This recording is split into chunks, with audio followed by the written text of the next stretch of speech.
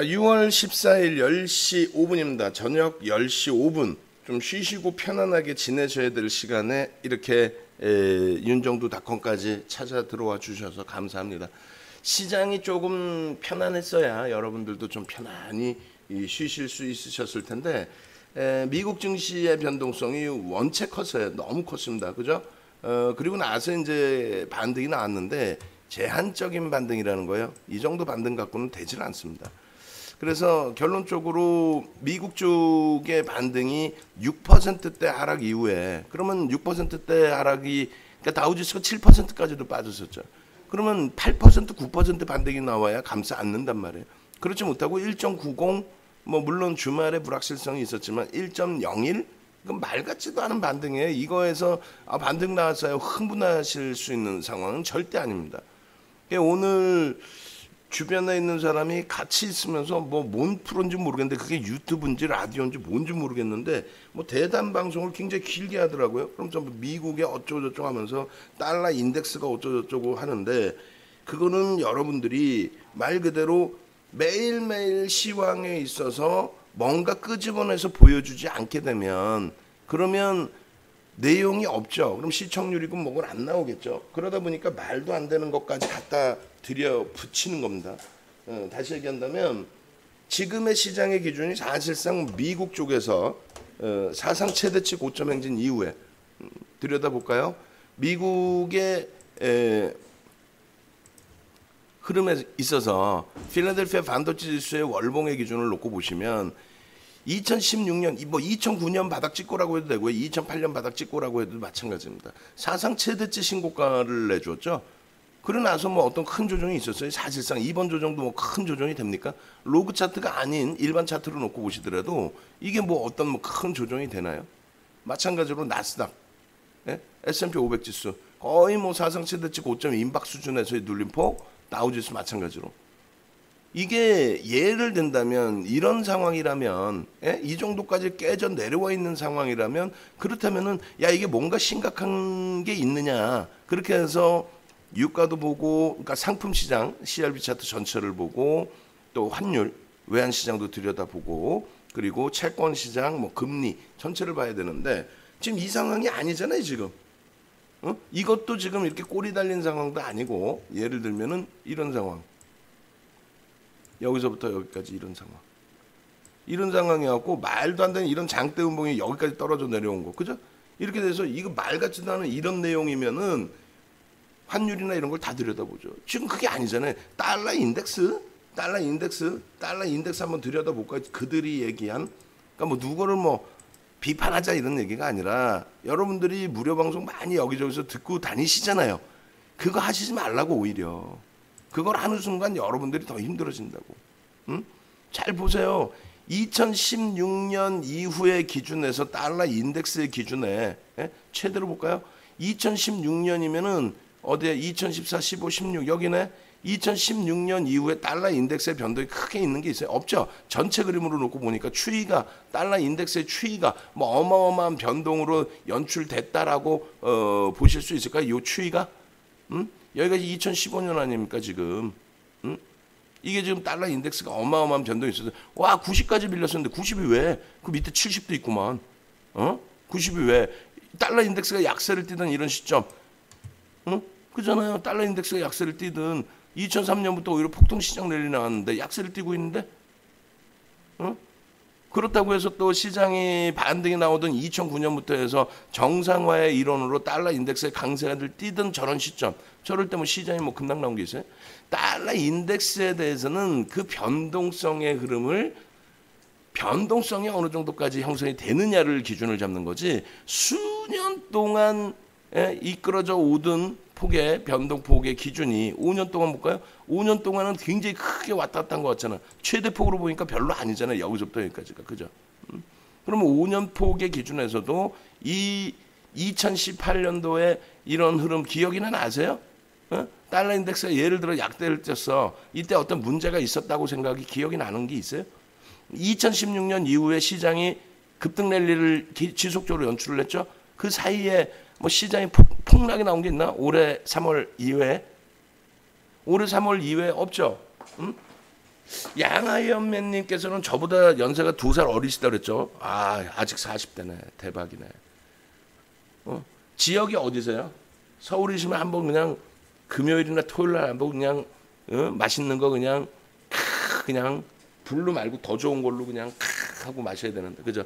남자끼리 방 하나 딱 잡아놓고 전망 좋은 방에서 전망 좋은 방에서 그 저기 저 업체에 가면은 비싸니까 면세술 하나 딱 들고 둘이 올라가서 죽자사자로 그냥 개별 교육을 해드리는 거야. 안성으로 오셨어요? 날 잡아서 올라오시면 되지. 그러면 그냥 개별 교육을 해드리는 거야. 조실만 하면은 지금 달러 인덱스가 말이에요. 이러면서 약수수 되게 좋아하시네. 예. 그렇게 해서 일단은 이 달러 인덱스의 지금의 흐름의 기준 전혀 문제 없다. 그럼 어떤 거부터 놓고 보셔야 돼요? 그러니까 윤정두랑 함께 말하면은 시장 자체가 무섭지가 않아. 아주 우습지. 시장이 무서워요. 웃기죠. 아주 우습지. 예? 한번 볼까요? 달러 인덱스 기준을 놓고 보는 게 아니라 두 가지만 놓고 보시면 돼요. 예? 제일 중요한 거는 우리나라의 원달러 환율이죠. 우리나라의 원달러 환율만 놓고 보시면 돼요. 어떻게? 우리나라의 원달러 환율 장이 어려울 때마다 이제 아주 강도 있게 설명을 드리는데, 장이 어려울 때마다 요거만 보시면 된다 그랬죠. 요게 뭐예요? 뭐긴 뭐야. 원달러 환율에 1,300포인트, 1,300원, 1달러당 1,300원의 기준이죠. 여기를 넘기는 순간 야 이거 문제가 심각할 수 있겠구나라고 생각하십니다. IMF 때라든가 또 리먼 터졌을 때라든가. 그냥 어디가 끝일지 모르게 원화 가치의 훼손이라고 표현합니다. 원화 가치가 훼손을 받아요. 달러 인덱스라는 거는 뭐예요? 달러 인덱스라는 거는 유로화, 그다음에 엔화, 영국의 파운드, 그다음에 캐나다 달러, 스위스 프랑, 그다음에 덴마크의 무슨 뭐 마크로나 모르겠어요. 덴마크 화폐. 이 6개의 비중을 똑같이 주는 게 아니라 균등 방식으로 주는 게 아니라 이 6개의 비중을 뭘로 드려요? 6개의 비중을 GDP 각 국가들의 GDP 기준으로 드립니다. 그러니까 유로화의 비중이 가장 높겠죠. 근데 달러와 인덱스 자체는 예를 들어서 유로화 대비 강세를 띠냐 약세를 띠냐, 그럼 유로 집단 유럽군들이 가만히 있겠어요? 지 마음대로 달러 인덱스를 갖고 강세 약세 유로화 대비해서 지 마음대로 강세를 뗐다 약세를 뗐다 하면 가만히 안 있죠. 가만히 안 있습니다. 나머지 국가들도 가만히 안 있어요. 단 엔화 자체는 서로 우호적인 관계잖아요. 뭐 다른 데도 우호적이지만 절대 뭐 복종까지는 아닌데 절대적인 관계잖아요. 일본하고 미국하고. 그러다 보니 어떻게 됩니까? 지들끼리 꿍짝 해가지고 달러 인덱스에 대한 조정을 하는 거예요. 그래서 우리가 표현할 때 엔화를 안전자산의 선호 기준으로 설정도 하는 겁니다. 결론적으로 지금 현재 기준에서 1,300원의 기준을 잡아드리는데, 일반적으로 이제 1,200원대를 일반적인 기준에서 1,200원대를 넘기면은 한 번씩 들여다보는 수준이었습니다. 1,100원대가 가장 이상적인 달러의 기준점. 그리고 개인적으로 가장 좋아했던 부분이 1,140원대의 기준을 좀 형성해주고 있을 때 뭐 이런 기준을 설정을 해요. 어찌됐건 그 전체적인 기준 자체를 1,140원대 전후에서 기존부터 설정을 해왔고요. 지금 해보면은 1,100원에서부터 1,200원 사이를 놓고 보고 있고, 1,300원에 육박하면은 야 이거 원화 가치가 굉장히 크게 훼손이 되는데 이렇게 생각한다는 거죠. 만약에 1,100원이 이탈되면 원화의 강세야? 그게 비이성적인 흐름이 아니야? 원화에 대해서, 한국 통화에 대해서 글로벌 시장에서 인정을 해줘? 한국 원화의 가치를 인정해줘? 좋은 거죠. 그게 왜 나쁜 거야? 바보들이야? 예? 그 항상 얘기할 때 뭐라 그래요? 2004년 이후에 2004년 그 3분기, 4분기에 그 인덱스 기준에서, 그러니까 인덱스가 아니라 이제 그 원화 기준에서 국정감사 이후에 인위적인 원화의 방어력을 그렇게 하지 마라. 외환 보유고가 높다고 해서 리먼 때처럼 이렇게 되는 게 아니죠. 리먼 때처럼 지켜지는 게 아니라 박살이 나잖아요. 외환 잔고가 세계에서 손가락 안에, 그러니까 10손가락 안에 10위 안에 들어와 버리잖아요. 이때 IMF 때 외환 잔고가 없어서 힘들었습니다. 이런 핑계거리를 그냥 달러 채권 사주고 외환 잔고 늘려놨지만 결국은 리먼 때 다 박살난단 말이에요. 외환 잔고 많다고 체력이 우리나라의 뭐 국력이 강해지는 게 아니니 비이성적으로 환율을 방어하지 마라라고 해서 정상적인 환율로 회귀가 되고 죄송합니다. 정상적인 환율의 기준에서 원화의 강세가 나온 거죠. 아, 니네 그렇게 잘 나간다며 요즘에 한국 그렇게 수출 좋다며 원화 가치가 강세를 띠는 게 정상이죠. 근데 이제 애국심 마케팅. 수출이 GDP의 70%를 차지하다 보니 삼성, 현대차 이런 데서 애국심 마케팅을 한 거죠. 야, 원화가 너무 강해서 가격 경쟁력이 안 돼서 국산품 애용합시다. 70년대야? 국산품 애용하게? 70년대냐고. 그렇게 따지면 전부 보호무역 정책이고 나머지 국가들 뭐 수입 수출 다 안 되는 거지. 우리만 그럼 뭐 어떻게 돼? 결론은 그래서 정상적인 원화 가치의 흐름이기 때문에 원화의 강세가 비이성적인 흐름만 아니라면은 화폐 가치를 긍정적으로 인식을 하는 겁니다. 문제가 되는 건 뭐다?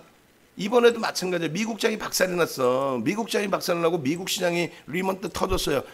아니 이 IMF는 뭐 우리나라가 잘못됐어? 우리나라도 취약한 경제활동을 만들어놨으니까 문제가 될 수 있었다 할지라도 정치 공방이죠. IMF가 뭐 그 당시에 집권 여당이나 정부가 뭐 안에 문제입니까? 아니잖아요. 결론적으로 동남아 외환 위기의 기준인데 리먼 브러더스 터질 때도 마찬가지로 미국의 서브프라임에 대한 문제, 그 서브프라임에 대한 문제점에 대해서 어떻게 됩니까? 결과적으로는 우리나라에 영향을 주는데 그게 우리 자체의 영향이냐고. 아닌 거죠. 예? 결론적으로 말씀드린다면은 지금의 기준에서도 미국의 문제인데 우리가 전반적인 경제에 영향을 받느냐? 받는다고 해석을 하잖아요. 이렇게. 앞전에 서브프라임 때처럼 전반적인 영향을 받아서 이런 흐름이 나올 수 있다. 이런 흐름이. 이게 뭡니까? 원화 가치의 훼손이죠. 이럴 때는 금융시장 폭등 랠리였어요. 폭등 랠리. 원화 가치의 훼손이 아니라 원화 가치의 강세입니다. 폭등 랠리입니다. 이럴 땐 기준이 뭐예요? 원화 가치의 훼손이죠. 그럼 지금의 기준이 뭐예요? 미국장 폭락했죠. 그럼 원화 가치의 훼손이 나와야지. 원화 가치의 훼손이 나와야 되는 거 아니에요? 자, 첫 번째. 지금 제가 우연찮게 그러니까 라디오인지 유튜브인지 뭔지 모르겠지만 첫 번째 들었을 때에 그때 기준에서 이런 내용이 있다라는 거예요. 이런 내용이. 어떤 내용? 원화가 지금 강세를 떴는데 월봉으로 보니까 일봉에서 약세로 딱 돌아섰나?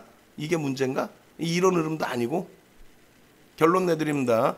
외환 시장에 관련해서 그러니까 달러 인덱스를 논하기 전에 우리나라 원화의 가치에 대한 부분입니다. 달러 인덱스가 뭐 강세를 띠면 헛소리들을 하지 말라고 그러세요. 그 정도의 인덱스의 변동성이 나오려면 어마어마한 변동성이 나와야 돼요. 어느 정도 수준인지 좀 이따 보여드릴 거고 그 정도의 인덱스의 달러 인덱스의 그 흐름은 전혀 문제가 되지 않고요. 우리나라 기준에서 가장 바로미터로 편하게 보실 수 있는 거는 리먼 때처럼 이럴 때처럼 그 앞전의 흐름 때처럼 이럴 때처럼 원화 가치의 훼손이 나오느냐, 급격한 가치 훼손이 나오느냐. 근데 지금 그렇게 됐어요? 안 됐죠. 단 한 번 1300 근처까지 1295원까지 찍은 날이 있어요. 그죠? 이럴 때 3월 달에 코로나19 때문에. 근데 이때도 그 이상의 흐름이 아니었어요. 그 이상의 변동이 아니었어요. 코로나19일 때도. 여기서 이거 윤정두가 말씀드린 1300원에 육박했는데 이거 참 피곤한데 요 정도였지 그것을 넘겨서 어떤 문제가 되지는 않았죠. 예? 예. 그렇게 놓고 보시고 그렇게 해서 원화 가치의 훼손 부분에 대해서 놓고 보셔야 되는 게 맞고요. 그리고 마찬가지입니다. 엔화의 기준을 놓고 보시는 거예요. 엔화의 기준. 그러면 외환 시장 첫 번째 오늘 뭐 다른 때랑 다르게 교육 위주부터 먼저 해드린 건데 엔화의 가치 자체가 형성이 될 때 이렇게 형성이 되는 거예요. 그죠? 엔화 가치 자체가 안전자산으로의 기준 이렇게 형성되면서 여기서부터 여기까지의 기준이 되겠죠. 어떤 내용이냐면 2007년도에 시장이 정점을 찍습니다. 언제 찍냐면 2007년 9월 달에 금리를 처음 내려요. 금리도 보여드릴게요. 빠르게 진행을 해드릴 테니까 오늘 방송들 못 보신 분들은 녹화 방송 꼭 보시고요. 그렇게 해서 중앙은행 쪽에 미국 중앙은행 쪽 그 흐름도 같이 놓고 볼 거예요. 전체 중앙은행도 보시고 그렇게 해서 중앙은행 쭉 나오죠. 그럼 요즘에는 이제 investing.com에서 잘 만들어놨어요. 근데 제가 볼 땐 얘네 불법인 것 같은데 왜냐하면 이 자료들을 이렇게 무료로 막 갖다 쓸 수 없거든요. 여기서 이제 자기들이 중개 역할을 하면서 유료를 창출해내잖아요. 어찌됐건 FED 쪽의 그 금리 변화 부분을 한번 들여다놓고 볼 건데 그 화면이 지금 좀 더디게 나오네요. 달러 인덱스 또 금리 이런 부분의 연동성 부분을 다 놓고 봐야 되겠죠. 그러니까 금리 지금 화면이 안 나오는데 일단 금리가 제로 금리라는 건 아시잖아요. 그냥 다시 얘기해서 금리에 대해서 전부 생각하시는 게 어디? 일본 쪽이 아니라 금리를 2009년도에 2008년도에 내렸다고 생각들 하세요. 리먼 브러스가 2008년에 터졌죠. 그럼 리먼 브러스 2008년도에 터진 그 기준점에서 금리를 내렸다라고 많은 분들이 생각하시는데 아니라는 거예요. 서브프라임 터진 거는 2007년입니다. 2008년이 아니에요. 2007년 연초부터 서브프라임에 대한 문제가 불거졌고 그러고 나서 2007년도에 서브프라임에 대한 문제 불거지고 실질 금리를 내는 게 2007년 9월이에요. 나중에 요 기준은 다시 한번 들여다볼게요. 화면이 제대로 나올 때. 그렇게 해서 미국의 금리를 낮춘 부분이 2007년, 그러니까 2004년 6월부터 2006년 6월까지 올리고 그리고 1년 3개월 동안에 멈춰있던 금리가 2007년도 9월에 금리 인하로 단행이 됐다. 2007년 9월에. 그러고 나서 2007년 9월 이후에 상품 시장에 달러가 기축통화라면서요. 그러니까 상품 시장에 대해서 상품에 대한 결제 통화의 금리 인하 부분은 달러의 약세로 전환이 되는 거죠. 그리고 그것이 아까 말씀드린 것처럼 기축통화 기준에 달러 인덱스를 설정하는 게 뭐라고 그랬어요? 유로화, 엔화, 파운드, 그리고 캐나다 달러, 스위스 프랑, 그다음 덴마크 화폐 6가지를 그랬죠. 거기에 GDP의 구성대로 비중대로 설정을 한다고 그랬는데 나머지 국가들의 반발 때문에 미국 통화를 마음대로 못 움직여요. 그럼 결국은 엔화하고 미국의 기준입니다. 그 명분이 엔화 가치의 강세입니다. 엔화가 강세를 띠면 당연히 달러가 약세를 띠겠죠. 그럼 달러 인덱스 자체가 약세를 띠겠죠. 그러다 보니까 엔화의 강세 부분, 엔화 선호도가 좋아진다. 이렇게 해서 안전자산의 선호 이런 이제 명분, 핑계 그런 걸 가지고 엔화가 강세를 띠는 모습을 연출을 해주고 그리고 달러가 약세를 띠는 모습. 그 달러 약세가 엔화에 대한 약세인 거지 전체 유로와 또 캐나다 달러 뭐 영국의 파운드 대비해서 약세는 아닙니다. 이 정도의 약세는 아니라는 거예요. 예? 그 가치가 이렇게 뭐 1달러를 주면 125엔을 바꾸던 시점에서 1달러를 줘도 75엔뿐이 안 주는 이 정도의 달러 약세가 연동되지는 않는다는 거예요. 결론적으로 달러 인덱스 자체는 엔화에 대한 상대적인 약세인 거지 유로화나 파운드 대비해서는 제한적인 약세예요. 그러면 여기도 바로 밑에죠. 그러니까 자 마지막 정리를 해드리면 원화의 가치가 여러분들이 힘들어하실 때 다른 거 필요 없다는 거예요. 원화의 가치가 말 그대로 무너지느냐. 원화의 가치가 무너져서 우리나라 화폐가 휴지가 되느냐. 이게 제일 큰 문제인 거지. 뭐 내일 시장 올라요? 이렇게 폭락을 했냐 이거지. 내일 시장 올라요? 그러면 단순하게 원화가 폭락을 했습니까? 원화 가치가 훼손됐습니까? 이거 하나 하고. 두 번째, 내일 시장 올라요? 내일 시장 폭락 나오나요? 미국이 빠졌는데 어떻게 하죠? 그럼 엔화 강세가 연출이 되면서 달러 인덱스가 급격히 약세를 띠느냐 그 얘기죠. 지금 97이잖아. 97이 약세야? 인덱스가? 달러 인덱스가? 말 같지도 않은 소리들 하고 있어. 지금 엔화가 어마어마하게 허벌나게 지금 강세예요? 아니죠. 근데 뭐 말 같지도 않은 소리 하더라고 있어. 먼저 번에 브렉시트 터질 때 이때 음봉 확 떨어진 거 보이시죠? 이게 브렉시트 때문에 글로벌 시장에 충격을 받고 야 이거 문제가 되는 거 아니야 라고 했을 때의 흐름입니다. 코로나가 그 정도 충격파가 나올 수 있을 것 같아요. 코로나19가. 그래서 말 같지도 않은 조정이라고 얘기를 하고 편입의 기준을 설정한 거예요. 브렉시트의 달러 인덱스의 또 엔화와 달러와의 가치의 변동, 그러니까 엔화 강세 부분, 또 우리나라 원화의 약세 부분 전부 기준을 잡았을 때 브렉시트 지금 다 잊어버리신 거 아니죠? 영국의 유럽 탈퇴, 브렉시트, 보수층의 집결 더 이상 우리는 유럽하고 관계없다. 우리가 금리를 올리려고 한 만큼 2015년도에 영국은 금리를 올리려고 했습니다. 미국처럼. 왜? 경기가 여긴 굉장히 좋았어요. 영국은. 근데 유럽 때문에 기습적으로 유로에서 계속 그 양적 완화를 추가적으로 확대를 해버리다 보니까 금리를 인상하지 못하게 되고 그리고 영화에서 보는 것처럼 영국이 그 치안이 이렇게 안 좋은 게 아니에요. 치안이 어마어마하게 좋죠. 치안이 좋은 상태에서 자꾸 유럽 때문에 이민 정책 받아들여야 되고 그리고 일자리 뺏기는 것처럼 느껴지고 그래서 보수층이 집결한 게 브렉시트고 그 연장선상이 트럼프 대통령의 지금의 정치야. 야 우리는 보호무역 정책으로 갈 거야. 나는 강한 미국인이야. 나는 백인이야. 난 남성이야. 이걸 주장하고 보수층을 집결시킨 거죠. 어찌됐건 엔화의 기준에서 변동이 없죠. 현재로서는.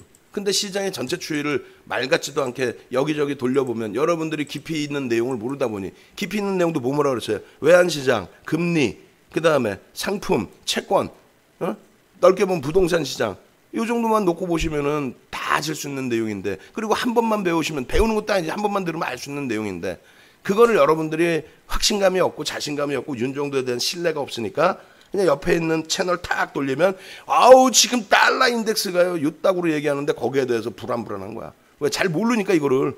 그러니까 선생님 있잖아요. 저쪽 방송 들으니까 달러 인덱스가 어쩌고 또 우리 그 방송 보니까 우리 정 의원님들 300만 원 내고 들어오시는 우리 정 의원님들조차도 대표님 이거 문제 있는 거 아니에요. 옆 방송 보니까 그래도 두려워서 말이야. 미국이 6% 7% 빠지고 근데 결국은 어떻게 했어요? 그날 우리는 눈눈 안나 막 와 이렇게 행복할 때가 있어요 라고 하면서 그 큰 수익을 다 잡아내고 행복해 하면서 자 출석 검사 한번 합시다. 지금 출석 검사하고 다시 이제 한번 올려드려야 될 것 같아요. 그래서 지금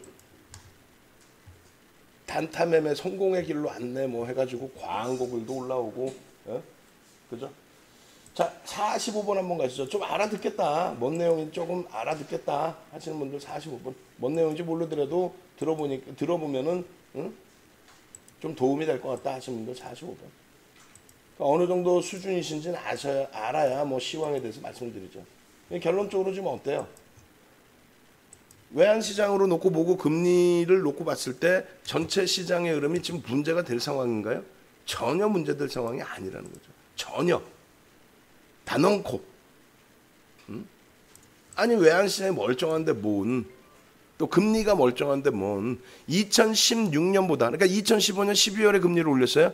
그러니까 2015년 12월에 금리를 올렸다가 쭉 올리다가 트럼프 대통령과 그 정부에 의해서 이제 재선을 앞두고 어떤 기준이 잡힌 거예요? 야 표를 끌어당겨야 되잖아요. 야 금리 바닥금리로 빨리 내려놔. 코로나19 고마워. 돈 좀 풀어야지. 그렇게 해서 표를 받아내는 거 아닙니까? 그러니까 결론적으로 그 정책에 따른 금리 인하인 거지 여러분들이 가슴에 손을 얹고 여러분들이 발담고 계시는 업종 말고 전체적인 흐름을 놓고 볼 때 여러분들이 느끼실 때 자 해외 증시로 놓고 보시죠. 제일 강한 필라델피아 반도체 지수 말고 그냥 제일 약한 다우지수 미국 내 지수 중에서도 다우지수가 제일 약합니다. 그러면 금리를 인상하기 이전 금리를 인상한 게 언제예요? 2015년 12월이거든요.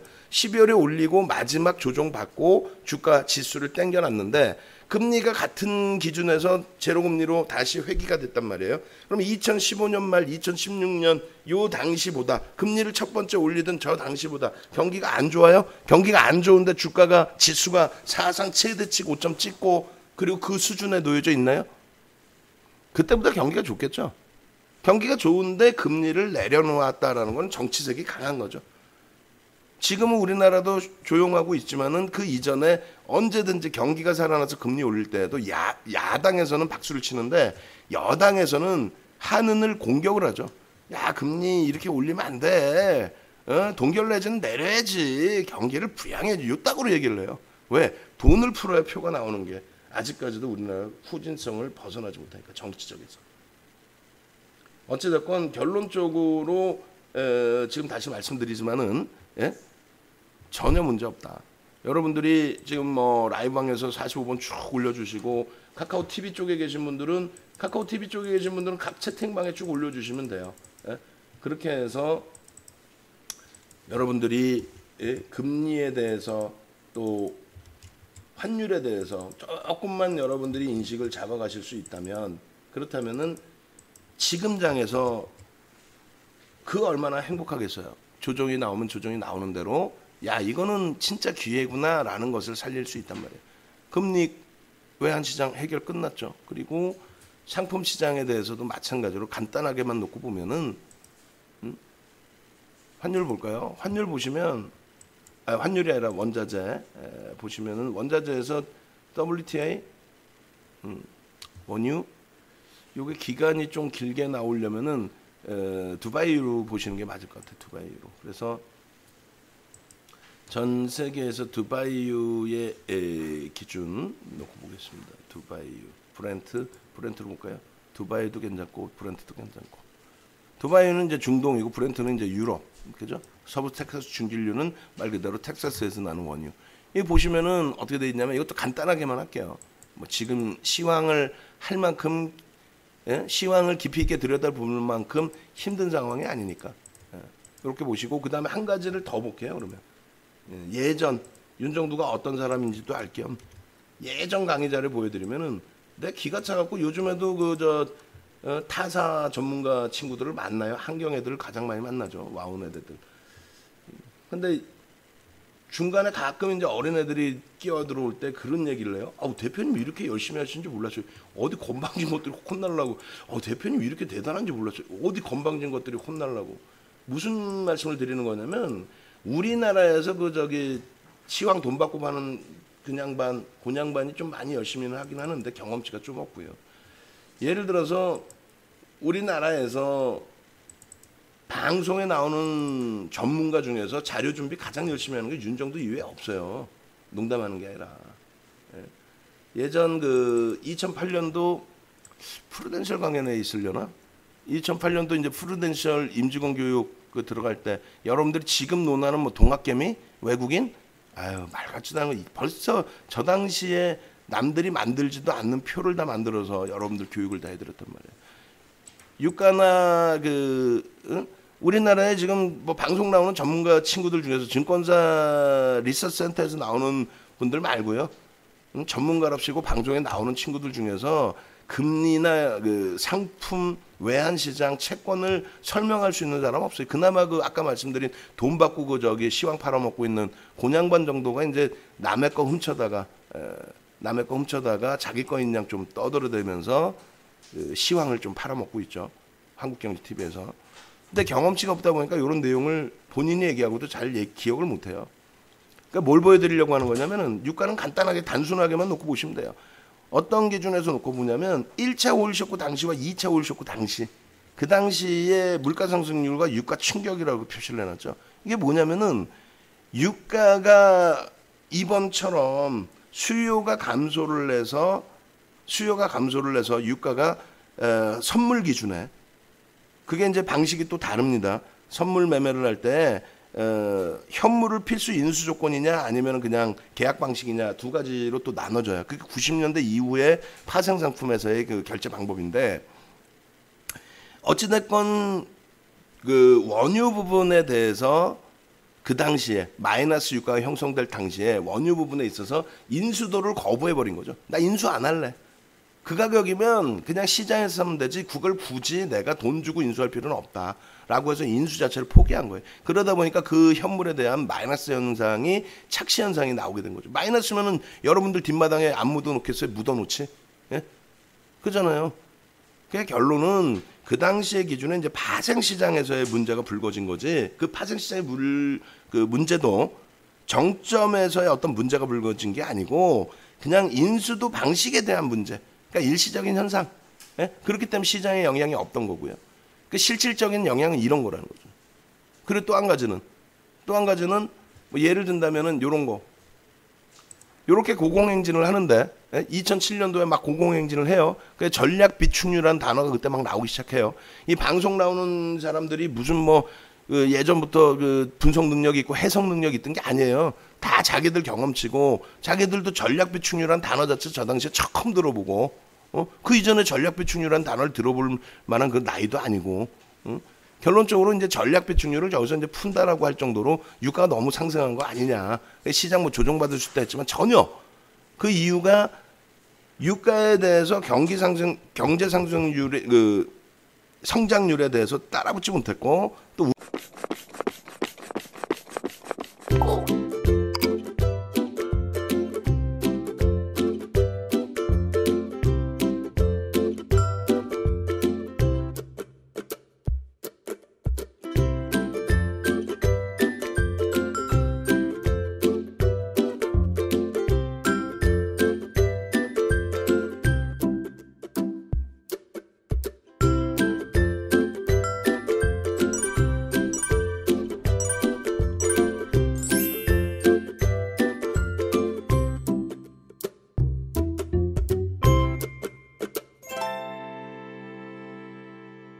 우리나라 같이 이제 중진국이라고 표현을 했지만 후진국에 놓여져 있던 그런 쪽에 인건비나 이런 쪽 경제 성장률에 따라붙지 않았던 것이 진짜 경기가 좋아지면서 전체적으로 다 성장하다 보니까 유가의 강세가 연출이 된 거예요. 그것도 뒷부분에 보여드릴 겁니다. 일단 어찌됐건 이러한 강세가 경기가 안 좋은데 어떤 뭐 오일 쇼크, 그러니까 그쪽에 중동 지정 확정 리스크가 불거져서의 흐름이라든가 이렇게 되면 어려운 거죠. 경기가 안 좋은데 유가 급등 나오면 어려운 건데 그게 아니라 경기가 안 좋을 때 상품 가격도 안정화가 돼 있다. 좀 비이성적이긴 하지만 바닥이다. 그럼 그건 나쁜 게 아니라는 거죠. 다만 이럴 때의 기준이죠. 어떤 거냐면 유가가 여기 있어요. 여기 있는데 시장도 이때 폭등 내렸잖아요. 2007년 10월이 최고점입니다. 2007년 9월에 금리를 내렸고 2007년 10월이 최종점으로 찍히고 우리나라는 2007년 11월이 최종점이에요. 그러고 나서 쭉 빠지다가 리먼 때 와장창 무너진 거죠. 그럼 명확히 아셔야 되는 거고. 그래서 유가가 계속 움직임을 가지고 가는데 이게 2008년도잖아요. 그러니까 유가 계속 랠리를 이어가는데 거기에서 달러 인덱스가 약세를 띱니다. 어떻게? 2007년 9월에 금리를 내리니까 달러 인덱스는 살짝 약세로 돌아서요. 금리 인하다 보니까 달러가 약세를 띄죠. 원화 대비. 예? 전체 통화가 아니라 원화 대비. 그렇게 해서 인덱스 자체가 약세를 떼요. 그러다 보니까 결제 통화가 약세다 보니까 얘네들이 오버슈팅을 날리기 시작합니다. 그래서 이제 오버슈팅 한번 나오는 거고 그 내용을 떠나서 여기서 중요한 거는 자, 만약에 금리를 내리기 전부터 유가가 약세를 떼요. 요 그림으로 보여드릴까요? 금리를 내리기 전부터 유가가 약세를 떼요. 금리를 내리기 전부터. 어떻게? 여기에서 금리를 잘 보세요. 2008년도 7월에 정점을 찍죠. 근데 금리는 여기서 찍었단 말이에요. 금리는 여기에서 2007년 9월에 정점을 찍고 2007년 그러니까 2004년 6월부터 2006년 6월까지 금리를 올리고 그리고 나서 2006년 6월에 정점 찍잖아요, 금리가. 예? 그러고 나서 1년 3개월 동안에 멈춰져 있다가 2007년 9월에 금리를 내리기 시작합니다. 금리를 내리기 시작하는데 여기가 오버슈팅 나오죠. 이 오버슈팅 나오는 거는 결제 통화의 약세 때문에 그쪽에서 결제 통화 약세를 떼다 보니까 이쪽에서는 당연히 돈을 더 내놔라의 기준이 되는 거예요. 돈을 더 내놔라. 결제 통화를 더 내놔라. 거기에 또 한 가지는 로그 차트로 보세요. 로그 차트로. 이렇게 보시면 유가 엄청나게 뛴 것 같지만 그게 아니라 로그 차트로 놓고 보시게 되면은 이런 식의 흐름이 나온다는 거예요. 이런 식의 흐름. 요 정점 찍고 더 올라간 요 시장의 흐름, 물론 여기서부터도 봐야 되겠습니다만 요 시장의 요 흐름이 추가적인 강세가 80불에서 140불이에요. 물론 엄청납니다. 60불이 올라갔으니까 어마어마해요. 근데 이 바닥에서 3월, 2월도 이때도 필요 없고 2003년도 바닥의 기준에서로 따지게 되면 어떻게 되냐면 바닥의 기준에서 움직였던 거 대략 22불, 23불에서부터 여기까지 올라왔던 거. 그죠? 80불까지. 이건 300%에 가깝죠. 250%. 그에 반해서 여기서 추가적으로 급등 나온 거는 그렇게 크지 않다라는 거예요. 퍼센테이지로 놓고 볼 때. 요거 우리가 퍼센테이지로 안 보고 로그를 빼면 굉장히 많이 올라온 것 같지만 그 이상으로 올라온 것 같지만 자, 다시 정리를 합니다. 이 당시의 기준에 달러가 그러니까 금리를 내리게 되면서 시장이 정점을 찍었네라는 거는 경제학을 전공하는 사람들은 누구나 안단 말이에요. 그러니까 여러분들도 경제학까지 전공이 아니더라도 여러분들 기준에서 설정을 하시는 거예요. 어떤 기준을 설정을 하시냐면 여러분들 기준에서 깊이 있게 들여다볼 필요도 없고 금리를 올린다 경기 부양. 죄송합니다. 금리를 내린다 경기 부양. 예?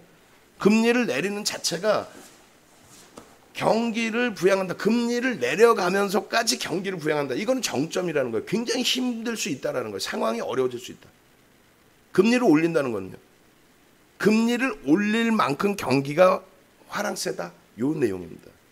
금리를 올릴 만큼 경기가 화랑세다. 그래서 결론적으로 금리를 2004년 4월부터 6월까지 이렇게 올릴 때 유가뿐만 아니라 글로벌 시장 전체가 강세를 띠죠. 그리고 금리를 내리는 시점에 시장은 서서히 붕괴가 돼서 2008년도에 폭락이 연출이 됩니다. 다만 상품 시장에서 유가 부분이 금리를 내렸어. 경기가 이제 정점에 찍힌 거야. 야 이제 부양책을 내놔야 돼. 야 마지막 선물시장 파생시장에서 마지막 불꽃 랠리 일으키고 도망 나가자. 이렇게 된 랠리라는 거예요. 그 랠리가 시각적으로 볼 땐 굉장히 큰 것 같지만 퍼센테이지로는 이렇게. 퍼센테이지 기준에서. 그러고 나서 이제 본격적으로 리먼 터지고 나서 그러면 어떻게 됩니까? 이렇게. 이해되시죠?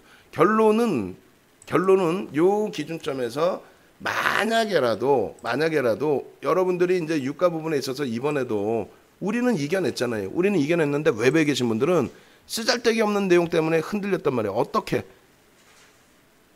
유가가 이번에 내려오는데 정점에 달한, 그러니까 바닥의 정점에 달하는 상황에서 내려오는 거는 아무 문제가 없단 말이에요. 만약에 여기서 추가적인 상승이 아니라 유가가 먼저 내려가. 여기서 금리를 내렸단 말이에요.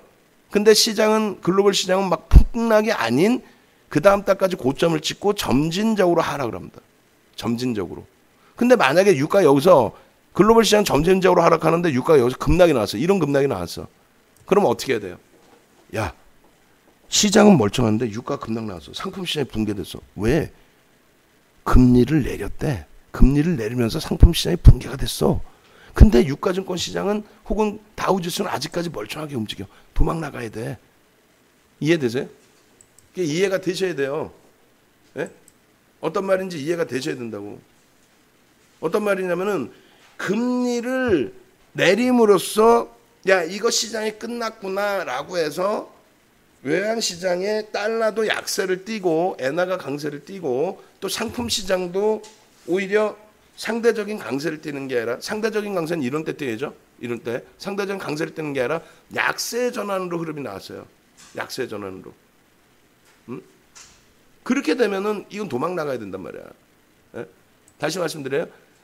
여기에서 이게 만약에 여기가 금리가 정점이었단 말이에요. 여기가. 그렇게 돼서 시장이 깨지기 전에 먼저 이렇게 깨졌다면은, 그러면은 여러분 금리를 내려갖고 경기 부양을 해요. 유가가 좀 폭락하잖아요. 큰일 났어요. 도망 나가야 됩니다. 이렇게 돼야 된다고. 근데 그게 아니라 유가는 올라가 버렸고, 그 다음에 이번에 바닥에서, 예? 만약에 시장이 붕괴가 안 됐어. 시장이 붕괴가 안 됐는데 막 원유 시장만 깨졌어요. 야, 큰일 났어. 코로나19 때문에 수요가 없어. 박살이 났어. 이러면은 이거를 지표를 삼아서 도망 나가야죠. 근데 그게 아니라 유가증권 시장이든 뭐 글로벌 시장이 다 깨졌잖아요. 다 깨졌는데 거기에다 대고, 유가까지 급락해요. 이거는 뭐 아무런 의미가 없다는 거예요. 이해되세요? 자, 이해가 안 되시더라도 이해가 돼야 되는데, 일단 다 필요 없이 여러분은 이해건 뭐건 윤정두가 네가 많이 아니까 월요일날 상한가 세 종목 줘봐. 333 출석 체크 한번 또 합시다. 333. 이게 원래는 제가 마음을 먹고 이러한 교육을 시켜드리고 차분하게 교육을 시켜드려야 되는데, 저도 이제 급하게 하다 보고 시간은 정해져 있고 지금 10시 44분이잖아요. 11시 반까지 뭐 종목 설명이나 이런 거 언제 다 할 거야. 그러니까 막 깊이 있게 들여가다 보면은 또 힘들어지고, 카카오톡에 계신 분들은, 카카오 TV에 계신 분들은 카카오톡방에 333 눌러주세요. 333 눌러주시고 좀 빠르게 마무리해서 여러분들이 알아듣건 못 알아듣건, 그래 윤정도 잘났어. 네 잘난 거 내가 인정할게. 그러니까 우리 수익도 다시 같이 한번 잘 내보자. 이렇게 가자라는 얘기예요. 그리고 하나만 제가 좀 죄송한데, 왜냐면 지금 기다리신 분들이 많이 계셔서 하나만 말씀드릴게요. 지금 요거 뭐냐면은 지금 전화 받으시는 분들이 지금 두 분, 일요일인데도 불구하고 두 분 나와 계신단 말이에요.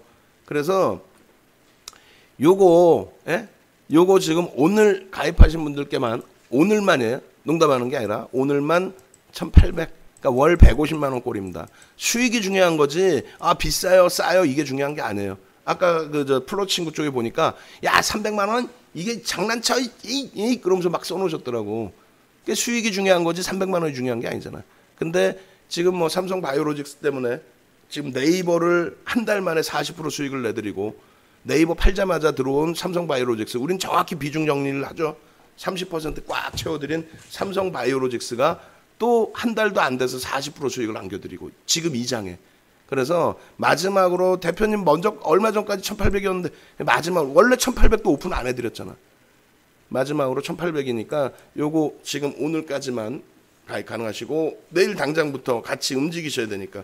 그리고 이제 사고가 하나 더 나 있어요. 이게 뭐냐면은 300만 원의 할인 이벤트를 그렇게 안 하는데 3 플러스 1이었는데 그거를 잠깐 스팟으로 제가 3 플러스 1을 열어드린 적이 있단 말이에요.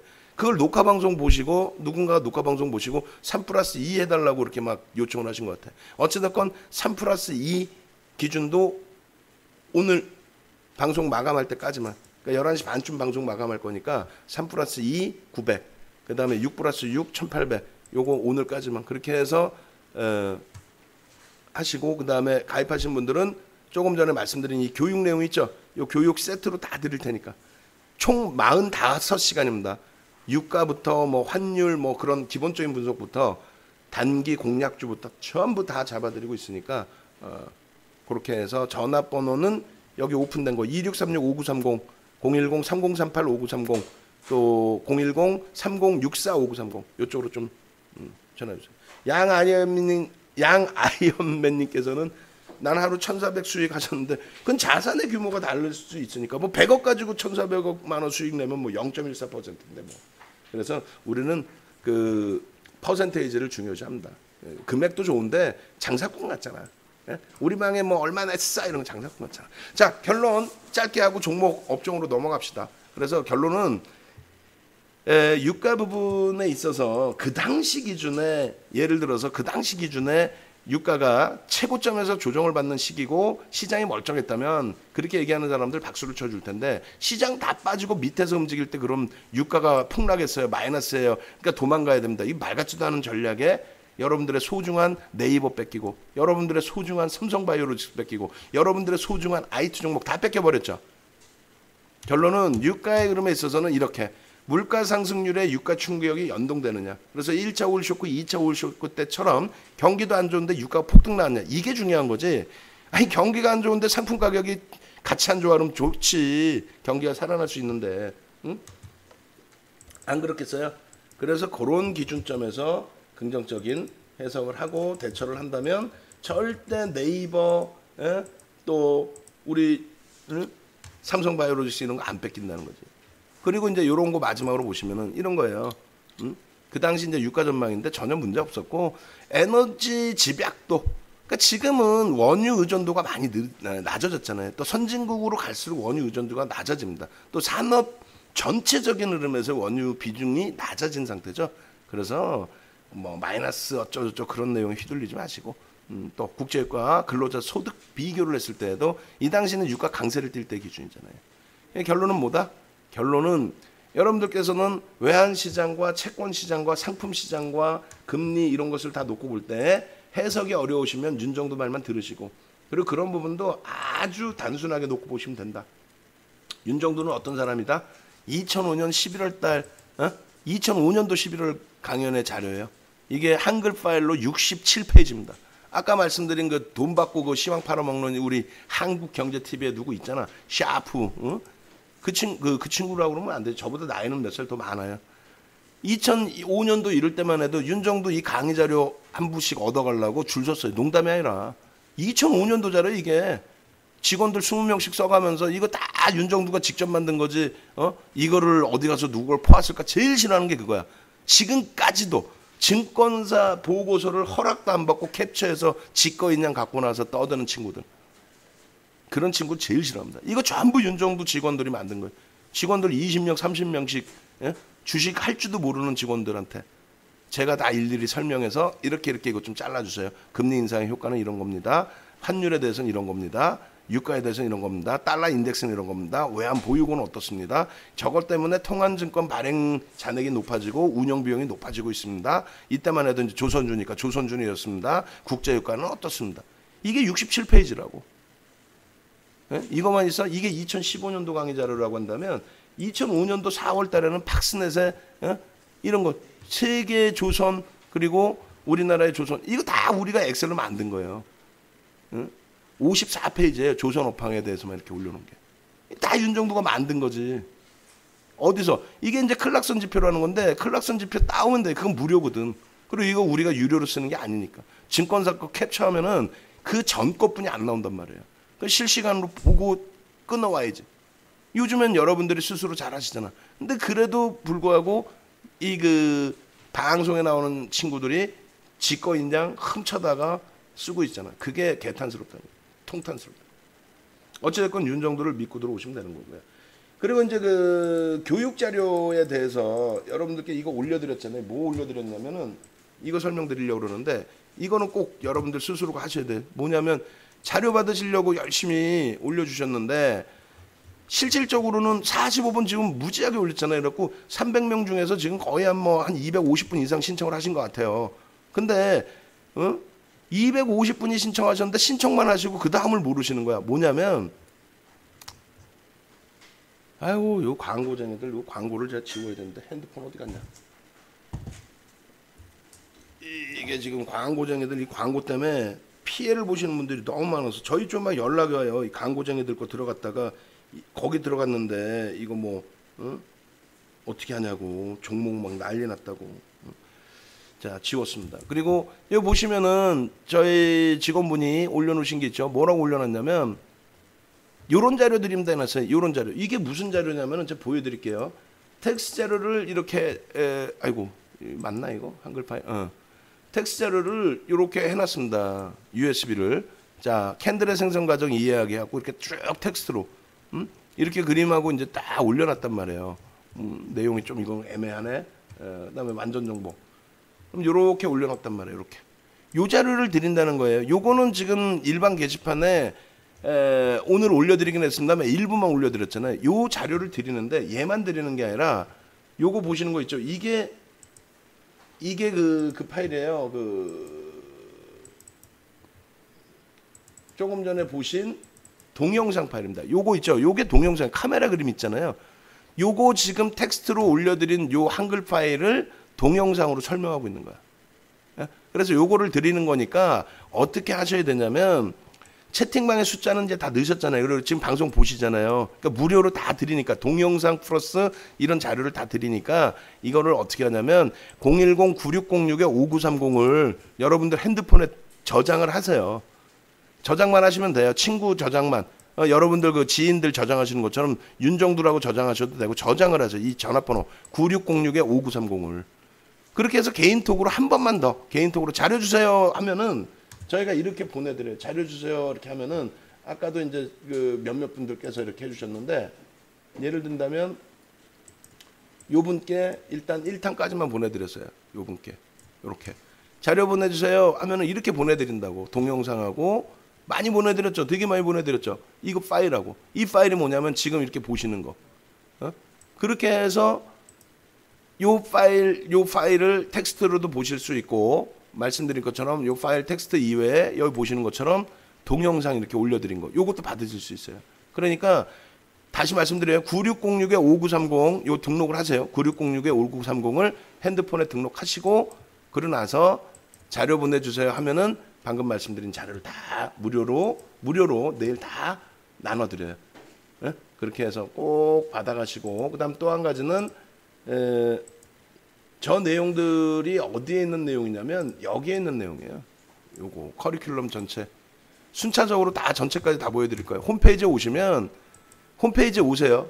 네? 네이버에서부터 홈페이지 찾아오는 거 알려드릴 테니까 네이버에서 윤정두 검색하시고 윤정두 검색하시면 유튜브 있고 공식 홈페이지 있단 말이에요. 그럼 유튜브 들어오세요. 유튜브로 오시면은 여러분들 삼성 바이오로직스 같은 거 장중에 다 보셔야 될 거 아닙니까?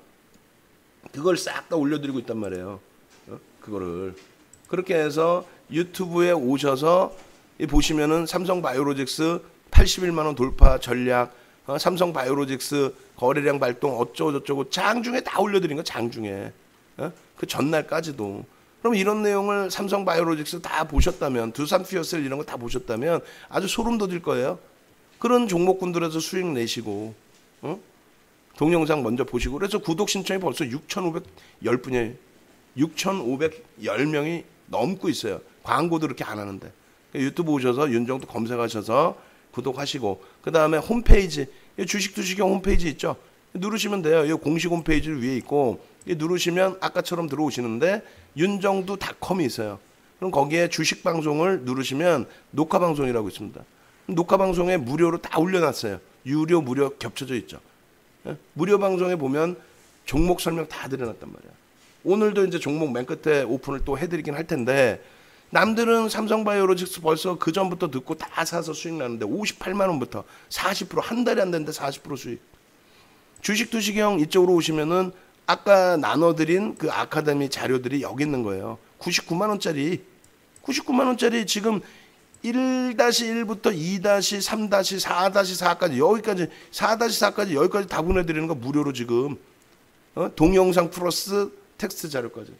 그러니까 여러분들이 빠르게 친구 등록하셔서 지금 벌써 이제 알려드리니까 등록하셔서 자료 달라고 하시는데 내일 6시까지 다 개별적으로 다 나눠드릴 거예요. 다.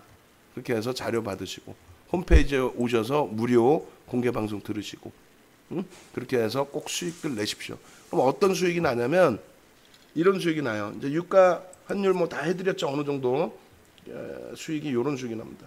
방송 자료에서 놓고 보시죠. 자 보시면은요 66강부터 한번 빠르게 넘겨갖고 보여드릴게요. 66강 방송 화면 중에서 우리가 수익 인증부터 한번 볼까? 수익 인증부터 그래야 정신이 바짝 들죠. 이제 야 저렇게 많이 수익 났어 하면서 12일 날짜 거 12일 날짜 거 12일 날짜 거 보시면 이 봐요. 3+1이 900만 원이잖아. 3+2가 아니야. 오늘까지만이에요. 그 다음에 이거는 이제 6+6 1800만 원은 기존에 만들어놔서 저런 것 같아. 2400으로 올렸습니다. 네이버에 드시셔서 윤정두 검색하시면 수익률 대회 7차례 우승했어요. 책 11권 냈고 네이버 또 조선인물 검색 꼭 해보시고 이게 33년 된 주식 증권 카드 럭키 증권 카드 33년 된 거. 그 다음에 1억 계좌 가지고 수익률 7,681%인데 저게 이제 마스터즈 리그가 1억 계좌인데 저는 이전에 수익률 대회에 입상을 했기 때문에 3천만 원짜리 계좌로 한 거예요. 그렇게 해서 30억을 넘겼죠. 10주 동안. 그리고 오른쪽이 그 당시에 저희 정의원님들.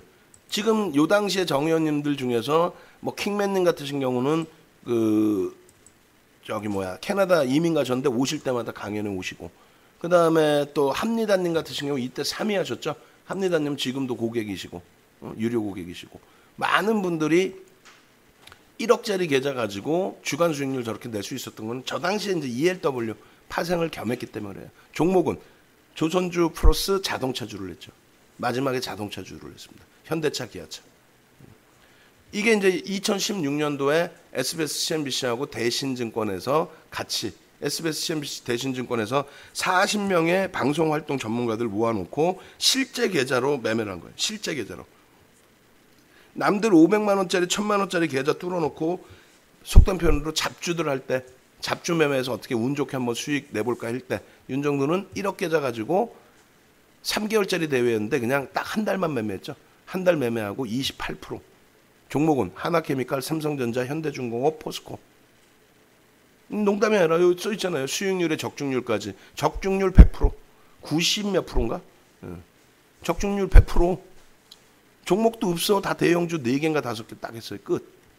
28% 한 달 만에. 계좌 수익이 중요한 거죠. 지금 우리가 2월 3일 이후에 계좌 수익이 얼마? 2월 3일 이후에 계좌 수익이 정의원님들 눈 시퍼렇게 뜨고 있는데 뻥칠 수 없잖아요. 60%예요. 2월 3일입니다. 3월 바닥 대비가 아니라 2월 3일 대비 60%. 이게 2015년도 LG화학, 삼성전자, 엔소프트, 삼성전기, 삼성생명. 윤정두는 지금 멘토 활동한 게 22년. 주식한 게 33년. 멘토 활동한 게 22년인데 그 멘토 활동할 때부터 윤정두는 대형주. 소형주를 건드려보는 경우가 거의 없어요. 소형주는 교육용. 그리고 상한가는 지금도 매일매일 잡아요. 금요일 빼고 매일매일. 금요일 날은 우선주 빼면 상한가 한 종목이었죠. 그건 못 잡았고. 그 다음에 상승률 2위 종목을 예쁜 공대님이 잡으셔서 매매를 했고. 이게 2016년도 서울경제TV. 다 시가총액 1조 이상. 이게 2018년도 아시아경제TV. 다 시가총액 1조 이상. 삼성바이오로직스 저기 다 들어가 있죠. 그 다음에 이게 2020년 5월 15일. 이런 거는 3월 달에 단기공략주 교육용이고 실질적으로 이제 1조 이상짜리 종목을 보시는 게 맞죠. 네이버 다 들어가 있죠. 네이버, 삼성바이오로직스, 삼성바이오로직스. 이 기준에 6월 12일자까지도 삼성바이오로직스에 매매 사인이 나갔어요. 그게 언제? 금요일 아침 9시 25분에 여러분들이 이거 미국장 폭락 나왔어요. 다 죽게 생겼네. 어떻게 하면 좋아 할 때 윤정도는 뭐라고 합니까? 9시 4분에 삼성바이오로직스 73만 원에 5% 추가 편입. 왜? 6월 11일 날 삼성바이오로직스 30% 비중에서 6월 11일 날 15%를 차익 실현했죠. 얼마에? 75만 2천 원에 10%, 73만 9천 원에 5%. 이렇게 해서 총 15%를 차익 실현했죠. 그리고 라이브 방송에서는 좀 더 일찍 재편입이 됐고 이건 문자가 조금 늦은 거죠. 그렇게 해서 7만 3천 원, 73만 원에 5% 재편입, 그 다음에 73만 5천 원에 또 5% 재편입. 그렇게 해서 25%인데 총 30%를 다 채웁니다. 이날. 77만 원 넘길 때 또 채우죠. 네?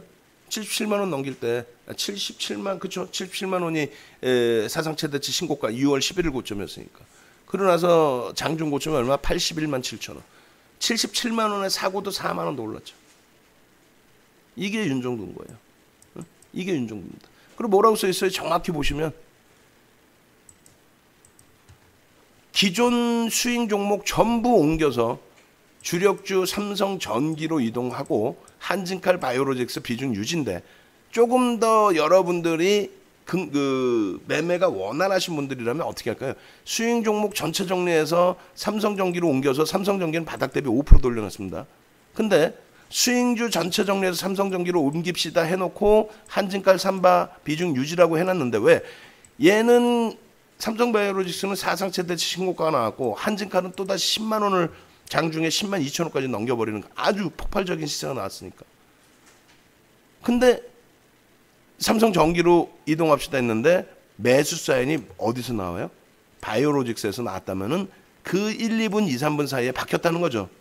그럼 어떻게 돼? 실질적으로는 그럼 바이오로직스로 압축을 해도 무난하다는 거죠.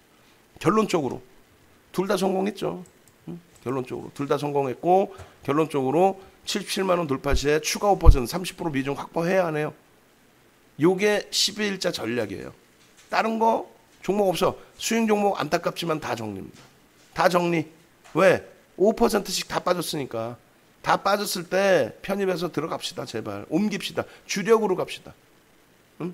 이게 6월 12일에 이게. 여기서부터 여기까지 40% 이상. 여기가 뭐냐면 네이버 전량 차익 실현. 네이버 4월 중순부터 여기까지 얼마 40% 수익 내고 전량 차익 실현 30%대죠 사실은. 수익 내고 전량 정리. 그러고 나서 여기서부터 여기까지 한 달도 안 되는 사이에 또 30% 비중에 또 40% 수익. 그러니 300만 원씩 내고 들어오신 분들이 이탈 되겠어요? 간혹 이제 가입하자마자 하루 이틀 만에 이탈되는 분들이 계세요. 아니 뭐 종목 다 똑같은데 이렇게 하고. 결국은 수익은 이런 분들께서 내시는 거예요. 결국은.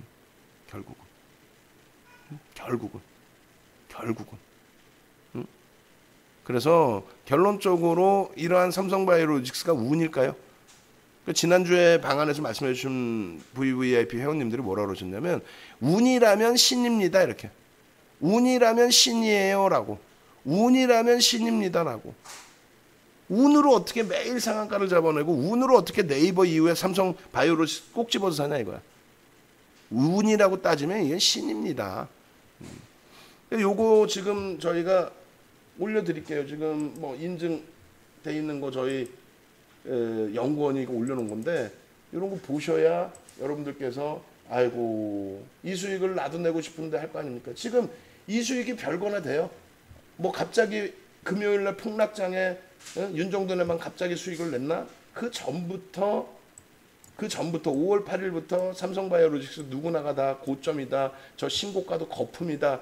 이런 말 같지도 않은 소리 할 때 또 저거 뭐 그냥 무조건 사세요. 이런 말 같지도 않은 소리 할 때 윤정도네는 이게 왜 정상적인 종목인데 더 갈 수 있는데 더 큰 비중 실을 수 있는데 하면서 30% 아주 또박또박 대형주 기준에 맞게 5%씩 따박따박 잡아드릴 거죠. 그렇게 해서 요거 빨리빨리 넘겨드리고 그 다음에 뭐 LG이노텍 같은 이런 거. 그 다음에 요게 뭐예요? 2월 3일 이후의 수익률인데 2월 3일 이후에 30%가 아니라 2월 3일 날 500만 원에 계좌했어요. 500만 원에 계좌가지고 평가금이 810만 원. 네이버 팔아서 바이오로직스로 옮기고 창피하게 여기 손실이 많이 났지만 하나금융지주에서 두 번의 큰 수익을 냈죠. 15% 이상 이틀 만에. 그렇게 차익 실현하고 이번에 안타깝지만 정리해서 주력주로 압축. 그렇게 단행을 한 겁니다. 매매 한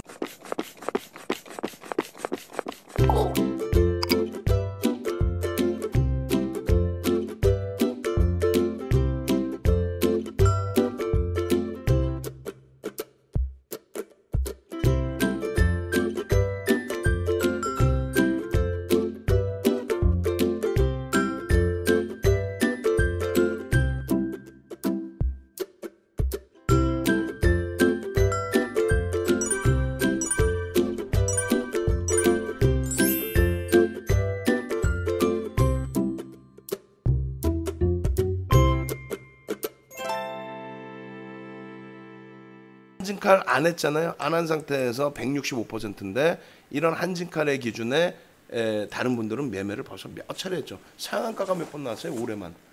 시가총액 이렇게 큰 종목이. 결론적으로 이러한 흐름들을 실제 여러분들이 수익을 내실 수 있었는지에 대해서 66회차 일주일치만 빠르게 보죠. 일주일치만. 방송 원고는 그냥 다 오픈돼 있던 거라 거짓말을 할 수가 없잖아요. 이번 주 월요일입니다. 65회차 월요일날 기준에 방송 원고입니다. 빠르게 넘어갈게요.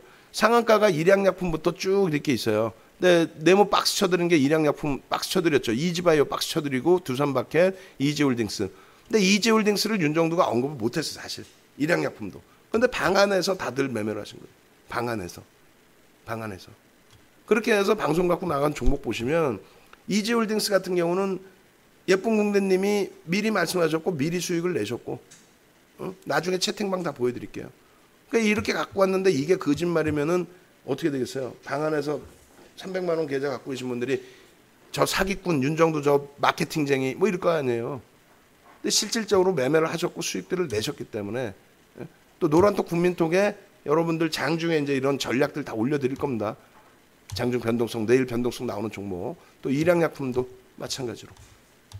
그 이전부터 가지고 나갔고 교육을 해드렸고 조금 이따 다 보여드린다면 교육을 해드릴 거예요. 또 월요일날 당장 보실 종목도 오픈을 해드릴 겁니다.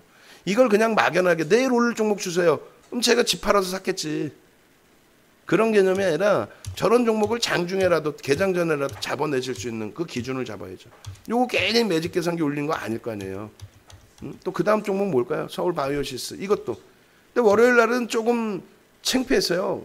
왜 창피했냐면 강도 있게 이런 종목군들을 다 잡아드린 게 아니라 여러분들보다 먼저 교육받으신 분들이 이런 헬스케어, 셀트리온 제약 이번에도 다 잡아내서 수익을 내셨으니까. 두산마켓 같은 경우도 마찬가지죠. 배우신 대로의 기준이에요. 다. 요 교육 조금 이따 다 보여드리고 해드릴게요. 이런 종목을 갖고 나갔다는 건 뭐예요? 전부 이런 종목에서 수익을 발생시키고 장중에 또 개장 전에 올려드려서 수익이 나오니까 여러분들이 이런 걸 보시고 대처를 하시는 거예요. 미포조선 같은 경우 동그라미 친 게 뭐예요? 저게 상승일 때 확인형 아닙니까? 거래량 터지고. 그 수익 잘 내고 나왔잖아요. 조선주에서는 수익 잘 내고 잘 도망 나왔죠? 네? 두 번이나 그것도 큰 수익. 어마어마한 수익. 미포조선으로. 또 삼성중공업으로. 그러나서 잘 빠져있는 상태였고 도망 나온 상태였고. 한진칼 같은 경우도 요번에 10만 2천 원까지 찍어주면서 거기서 차익 실현을 왕창 했어야 되는데 많이 못했어요. 10% 차익 실현하고 다시 제자리로 되돌림인데 시장 상황 감안하면 나쁘지 않았다는 거죠. 그죠? 그리고 계속 강조드린 게 네이버의 뭐 흐름도 마찬가지고요. 그리고 IT와 제약, 바이오. IT, 제약, 바이오만 주구장창 말씀드렸잖아요. IT와 제약, 바이오. 그래서 필라델피아 반도체 지수를 보시고 또 우리나라의 대형주, 중형주, 소형주 이외에 나머지 종목, 나머지 업종 다 바닥이잖아요. 이런 거 보지 마시고 황금 대바닥주 이런 거 찾으려고 하지 마시고 어떤 걸 보신다고? 의약업종 이런 거. 이게 월요일이에요. 금요일자 보시면 아주 눈 땡그레지실 거야. 이게 월요일입니다. 이게. 신고가 넘기고도 어마어마하죠. 그리고 이게 전기전자 업종. 시장에서 많은 멘토들이 여러분들한테 전기전자 업종, 삼성전자, 개인들 동학개미 웃기는 소리 하고 있네. 외국인 지분이 55%예요. 삼성전자가. 59억 주죠. 가장 강한 업종인데 정상적이고.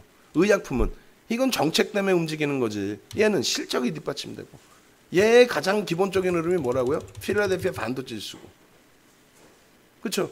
이 흐름을 잡아내시는 거지 엄한 쪽을 보실 필요가 없다는 거예요. 결론적으로 LG이노텍, 예? 월요일날 첫 바다의 종목이 IT 종목 말씀드리고 첫 바다가 LG이노텍 아니에요. 지금 얼마예요? LG이노텍 18만 원 갔나? 17만 원대인가요? 지금 이 장에 LG이노텍, LG이노텍 지금 이 장에 이게 월요일날 6월 8일날 15만 9,500원입니다. 예? 우리는 주력이 IT가 55%예요. LG이노텍은 비중 그래봐야 솔직히 한 5% 10% 갖고 계신 분들이 몇몇 분 계시는 거고. 그래 안 그래요? 결론적으로 여러분들께서 이러한 수익을 스스로가 잡아가실 수 있는 기준이 잡혀야죠. 그럼 월요일자 빼고 화요일부터 이제 완전하게 소름이 돋는 내용이 나옵니다. 66회차. 아우 저도 소름 돋아요. 왜 소름이 돋냐면 화요일자에 상한가가 제일약품 제일파마홀딩스 신풍제약 나왔죠. 거기에 부강약품 있었죠. 거기에 대웅 있었죠. 거짓말 하나 못하고 화요일자에 볼까요? 아니 개장 전부터 올려드리는 종목도 있지만은 장중에 이날은 장중이다. 그죠? 개장 전이 아니라 이날은 장중이었어. 장중의 기준에서 올려드리는 내용을 보겠습니다. 다만 주력이 아니어서 창피한 거지. 주력이 아니어갖고 이런 종목을 막 올려드리면 얼마나 창피해. 주력에서 대박 나야지. 그러면 전날이 6월 9일이죠. 6월 9일 날 한번 봅시다. 유료방에 6월 8일, 9일 이제 9일 화요일 날, 화요일 날, 6월 9일 화요일 날 주력방에 딱 올려드린 내용 하나도 가감 없이 아침부터 싹 다 올려드릴게요. 8일 날은 8일이고 8일도 뭐 아까 말씀드린 그대로 내용이고. 자, 9일입니다. 9일 화요일 딱 보이죠? 9일 화요일에 쭉쭉쭉 이렇게 내려주니까 뭐가 나와요?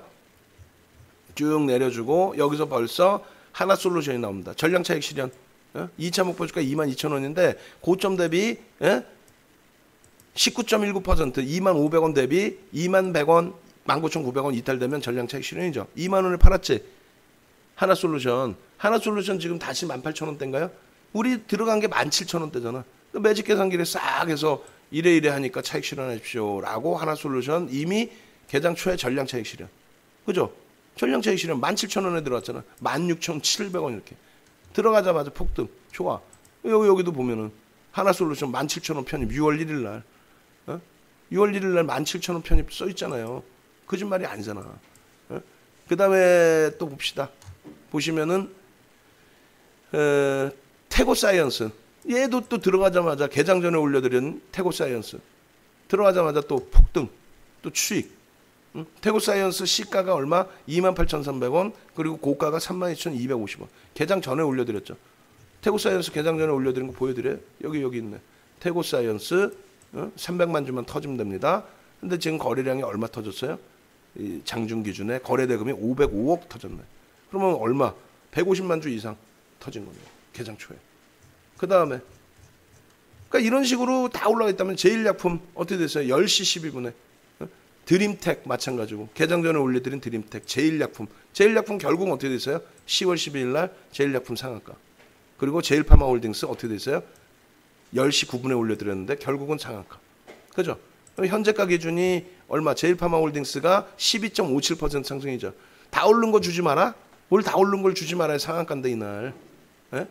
요렇게 해서 기준 쭉 잡아드린 거고 그 다음 범위에 요날에 뭐 그 제일파마홀딩스나 이런 내용들 소름 돋는 전략이라고 한다면 요 나중에 녹화 방송 보시면 되고 시간 없으니까 빨리빨리 67회차에 뭐가 있어요? 에이벨바이오 레고캠바이오죠. 레고캠바이오는 방안에서 윤정부가 검색한 게 아니라 방안에서 질문을 주셨어요. 킹크랩님께서 주셨나? 레고캠바이오 이거 종가에 들어가려고 하는데 혹은 거의 끝날 때 무렵이에요. 들어가려고 하는데 어떻게 생각하세요? 그래갖고 아니 들어가시더라도 그 다음날 들어가시면 되지 않나요? 근데 그 다음날 갭상승 15%나 나왔어요. 이거 개장 전에 올려드렸죠. 볼까요? 아우 소름 돋아.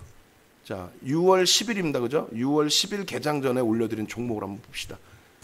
개장 전에 6월 10일 날 올려드린 종목. 엄마 레고캠바이오 200만 주만 실려요 했는데 280만 주 상한가 바로 들어갔죠. 에이벨바이오 600만 주만 실리세요 했는데 무려 3,600만 주 실리면서 상한가. 레고캠 바이오가 15%대 갭상승이었다면 못 따라붙죠. 근데 에이벨 바이오는 얼마예요? 5%, 6% 갭상승 이후의 흐름입니다. 거기에 대웅도 폭풍 나오고 그랬죠. 여기에는 없지만.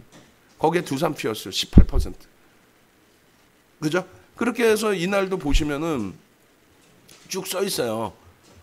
봅시다. IT 비중 유지하고 삼성바이오로스 30% 비중 유지하고 69만 3천 원에 또 10%또 편입하고 그럼 70만 원에 또 신규 편입했으면은 얼마야? 81만 7천 원까지 갔으니까 그래도 20%네. 화요일 날 들어가고 금요일 날 20%, 80만 원 목표. 아이고 참나. 그렇게 하고 에이벨 바이오 여기 있네요. 에이벨 바이오 어떻게 됐어요? 29.98% 상한가. 응? 10시 25분에. 근데 10시 25분 이전에 에이벨 바이오의 기준에 10시 16분 기준에도 올려드렸고 그리고 개장 초에 조화제약, 신신제약 있을 텐데 대웅제약, 대웅, 부강약품, 신풍제약, 레고캠 바이오 그리고 에이벨 바이오가 좀 늦게 올려졌네. 그렇게 해서 올려진 그 내용들이란 말이에요. 다 개장 전에 올려드리고 잡아내고 수익 내고 거기에 신풍제약 오후에 올려드려서 또 수익 내고 다른 분들 막 이렇게 해서 막 강바이오 시스템 영균님 또 동영상 계속 올려드리고 동국제강 영균님 또 수익 내고 자 이렇게 해서 그러면 수요일도 넘어갑니다. 개장 전에 분명히 상한가 두 종목을 안겨드려요. 목요일 날은 목요일은 또 목요일대로 또 난리가 이제 두산 피어셀 마찬가지로 두산 피어셀 두산 피어셀 21% 올라왔죠. 그 전날 18% 올라왔어요. 현대약품도 있어요. 현대약품도 볼까요? 개장 전에 현대약품 올려드립니다.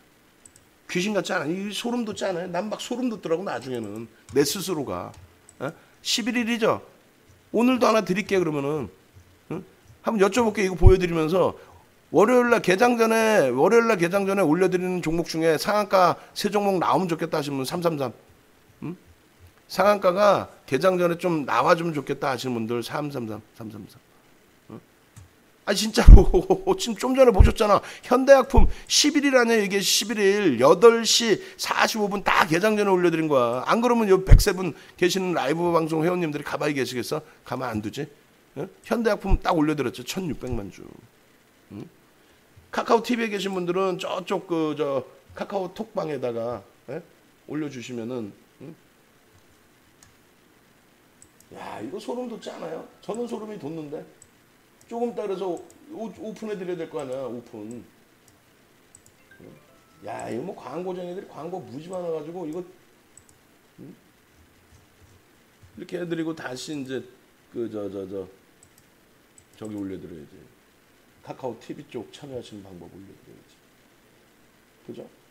이 뭐 소름 돋아 소름 저도. 그렇게 해서 현대약품 올려드리고 목요일은 목요일대로 뭐 한진칼 난리 났죠. 한진칼 그것도 한번 봅시다. 이렇게 해서 야 이거 어깨가 무거워지는데요. 개장 전에 종목을 잡아드려야 되니까. 그리고 그 뭐 상한가 종목이 중요한 게 아니라 살아날 방법이 중요한 거죠 지금. 그 살아날 방법을 알려드릴 겁니다. 그래서 현대약품 이날 목요일날 같은 경우에 쭉 보시면은 이제 수익률이 나오기 시작하는데 지금 보세요. 103분 방이 이게 300만 원짜리 방인데 하트가 118개야. 그럼 어떻게 된 거냐? 연장 안 하시고 이제 그냥 혼자 매매하시는 분들이 그만큼 계신다는 거예요. 연장을 안 하시고. 왜? 교육받고 스스로가 되는데 오히려 거꾸로 제가 종목을 받았다 쓴다니까요. 아까 말씀드린 레고캠 바이오 같은 경우는 저한테 이거 어떨까요? 질문 주셔갖고 그게 상한가 나왔다니까. 이지홀딩스 이런 거 마찬가지고. 결론적으로 조금 전에 이런 그 영규님 실현수익 14.89% 또 그 다음에 또 뭐가 있을까요? 목요일날 기준에서. 목요일날 기준에 또 서비아빠님 삼성바이오로직스 18.48. 근데 이때가 오전이죠. 오전이면 이때 얼마냐면 72만 원 하고 있을 때예요. 그거부터 해서 또 15% 더 올랐죠. 예? 자 미니제맘님 10시면은 이게 바이오로직스가 이때가 72만 원 할 때 그렇게 기억하거든요. 왜냐면은 75만 원까지는 하겠다. 왜냐면 여기 75만 원 이탈시 차익 실현 해놨으니까.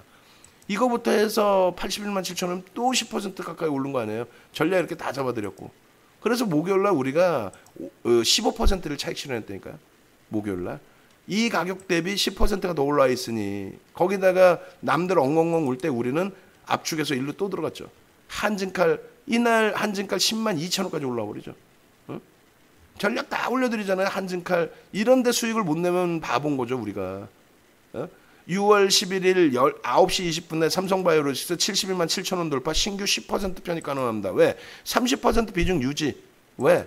아니 우리는 기존에 다 가지고 있는 거 아니에요. 기존에 더 낮은 가격에 새로운 게 72만 7천 원에 또 들어갔으니 또 15%또 수익하냐. 하루 만에 시가총액 3위에서 이렇게 문자를 드리는데 이거를 수익 못 낸다 그러면 그거는 여러분들이 문제인 거지. 그러니 300만 원 가격 운운하지 마시고 들어오시라고 말씀드리는 거예요. 돌땡이님, 또 돌땡이님, 또 수원준이님, 계속 다 한진칼 아니면 삼성바이오로직스. 근데 삼성바이오로직스가 더 많죠 지금. 이게 14일 기준이에요. 11일 목요일 기준. 동영상 전략 올려드려 계속. 그 다음에 이제 12일 금요일입니다. 금요일 좀 이따 보고 여기다 놓고. 자, 이게 11일이에요. 난리가 났지. 두산 피어셀부터 현대약품 상한가에 창피하니까 그냥 이렇게 끝나는 거야 그냥 이러고. 아유 현대약품 상한가입니다 끝. 미스터블루 아유 뭐 미스터블루 그냥 아유 창피해. 아유 진원생명과학 이런 잡주들이 이제 그만 봅시다. 그만. 왜 시장 좋으니까.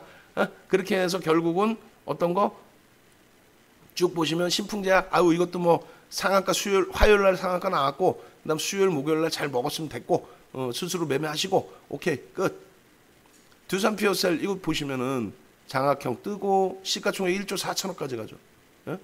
계속 보여드리잖아. 그럼 일봉에서 한번 이날 들어갈 수 있었는지 보자고요. 일봉에서 딱. 일봉에서 5분봉 딱 놓고 보시면 거래량 터지고의 흐름을 잡아드렸잖아요. 어때요? 거래량이 터져요 안 터져요? 9시 반에. 바로 따라 붙었죠. 얼마에? 22,550원이 고점이고 우리가 붙은 가격이 요 가격입니다. 농담이 아니라 요 가격. 그럼 21,900원에 9시 23분에 올려드렸는데 채팅만 할게 올려드렸죠. 올려드렸는데 다시 봐요. 9시 23분에 녹화를 했고 9시 한 뭐 라이브 방송에서는 23분 이전부터 본 거고요. 9시 23분부터.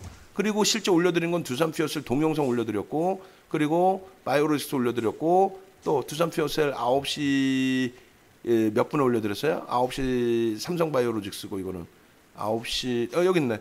9시 23분에 두산 피어셀 그리고 올려드린 게 9시 30분이죠. 30분에 올려드렸고 매직 계산기 똑같이 23분 올려드렸고 얼마? 요 가격에서 편입할 수 있습니다라고 22,100원이죠. 그리고 또 보시면 어떻게 돼 있어요? 또 보시면 1분봉, 5분봉 둘 다 올려드리거든. 요 가격이 얼마야? 22,000원이죠. 이게 1분봉. 1분봉에 중요한 게 뭐라 그랬어요? 거래량이 터지고 움직이느냐 5분봉의 기준에 거래량이 터지고 움직이느냐 그러면 21,900원에 요 가격에 편입되느냐 기준 아니에요. 그러니까 1분봉에 어떻게 됩니까? 1분봉 기준에 요 자락이 21,900원 지지받고 돌리는 거죠. 3분의 1 지지. 거래량 터져요 안 터져요? 터지죠. 9시 30분에 올려드렸죠. 요 가격에서. 그럼 여기서 편입됐으면 22,000원 초반이죠. 고점이 얼마입니까? 25,900원이죠. 그럼 얼마? 4,000원 올랐네? 시가총액 1조 4천억짜리에서 4천억 딱 올라와서 종목을 막 뿌려대요. 윤정두가 장중에. 다시 보실래요? 윤정두가 장중에 종목 몇 개나 뿌렸는지 한번 볼까요? 장중에 9시 45분에 단타 종목 올려드리고 현대약품까지. 그 다음에 에코프로 VM 우리 주력 스윙 하나, 삼성바이오로직스 하나, 에코프로 VM 하나, 2개. 그 다음에 하나금융지주 3개. 그 다음에 전기 4개. 이건 다 주력이잖아. 바이오로직스. 그럼 4개에서 피오셀로 넘어올 때 5개. 5개네. 계속 똑같은 바이오로직스 한직할 6개. 6개네. 6개인데 주력 3개 빼고 스윙 빼고 두산 피오셀 처음으로 올라온 거네. 그걸 왜 못 사? 그 다음에 종목 있어요? 없죠. 새로운 종목 있어요? 없죠. 없잖아. 왜 못 사? 한진칼, 바이오로직스, 삼성전기. 왜 못 사요? 이렇게 해서 대처를 할 수 있어야 된다라는 말씀 드리는 거예요. 그죠? 그렇게 해서 두산 피어셀도 수익을 냈다. 그죠? 그리고 방송에서 매번 보여드려 안 보여드려? 의약품 보십시오라고. 유가증권 시장 의약품. 월요일날 본 게 어디? 15,000선. 목요일날 16,889. 금요일날 또 폭등. 전기전자 업종. 응? 블록들에 대해서 셀트리온 다 설명드리고. 응? 지금 24분이야. 이제 끝날 때 얼마 안 남았어. 우리도 바빠. 바이오로직스 계속 보이고. 계속 말씀드리잖아. 계속. 6월 4일 장악형 떴습니다. 장악 확인형 떴습니다. 그리고 오늘 이만큼입니다. 11일. 또 갈 겁니다. 또 갈 수밖에 없습니다. 거래량 터지고 거래대금 터지면 갑니다. 한진칼 이렇게 돼 있습니다. 끝. 마지막 이제 금요일자 보고 내일 공략할 종목 봅시다. 자, 보시면 어때요? 금요일자. KG 모빌리언스 창피해 죽겠어. 예쁜 궁디님만 매매하셔서 미스터블루 목요일날 보여드려 안 보여드려? 보여드렸죠? 보여드렸잖아요. 나머지 종목 시가총액 상위 거래대금 상위 1조 이상짜리 종목 이런 종목에서 두산솔 모빌리언스 KG 모빌리언스도 보시면은 예쁜 궁디님 이외에도 다 하실 수 있는 내용이에요. 5분봉 차트죠. 거래대금 12시 이후에 터지죠. 거래량 터지잖아요. 1000억의 기준을 잡으니까 12시까지 50% 채워주면 되잖아. 40%. 40% 거래량 터지려고 한다면 400만 주인데 800만 주 터졌어요. 그러면 11시에서 12시 혹은 12시에서 1시 사이에 요 기준 잡혀요, 안 잡혀요? 시초가가 어디? 여기잖아요. 시초가 여기에서부터 여기까지 상승이 나왔고 그 다음에 꼬리 달리고 조정을 받고 여기까지의 흐름으로 연출이 됐고 그러고 나서 거래가 수반되면서 돌려 따라붙을 수 있는 자리 어디? 1,500원. 1,500원에 따라붙고 12,000원이에요? 그럼 얼마예요? 15% 이상 수익 났네요. 그게 예쁜 궁디님이 매매를 하셨단 말이야. 교육은? 교육 다 받았잖아요. 그럼 교육 자료를 간단하게만 한번 보여드릴게요. 맨날 보여드리는 거지만 다시 한번 간단하게만 교육 자료 보여드리면 세상 어디에도 없는 거. 한국경제TV에서 1,000만 원 내고 들으세요. 그럼 정신 나간 애들 거 듣지 마시고 1,000만 원짜리 강의 자료 인터넷 뒤지면 싹 다 나오는 내용이에요. 300만 원짜리 강의 자료 인터넷 뒤지면 다 나온다고. 윤정두 거 이제 단기 공략주 기준에서만 보면 종목 설정 방법 이거 다 캡처해서 보세요. 그러면 남들은 이제 이거 110만 원 내고 다 들으신 9시간짜리 동영상인데 이거 다 보면 써 있잖아요. 개장 초에 또 시가총액 1조 이상 1조 미만짜리의 변동성에 따라붙을 수 있는 가격, 장중 재편입의 기준, 차익 실현의 범위 다 넣어드렸잖아요.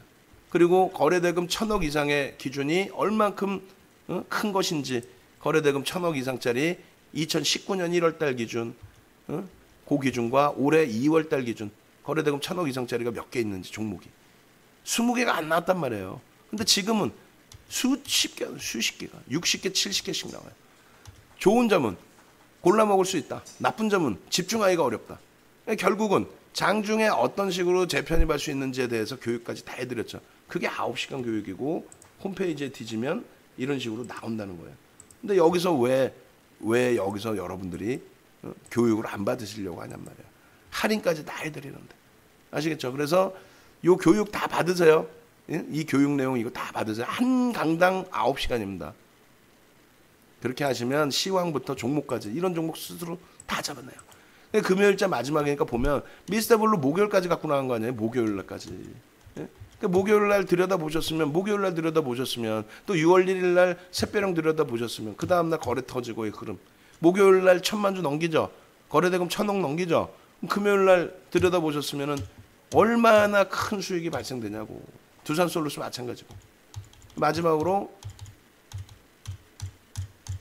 유가증권 시장, 전기전자업종, 그 다음에 의약품. 월요일날 보신 게 15,000입니다. 2,500포인트 더 올랐어. 일주일 만에. 그걸 악을 쓰고 의약품, 일주일 내내 의약품 전기전자업종 얘기했죠. 월요일부터.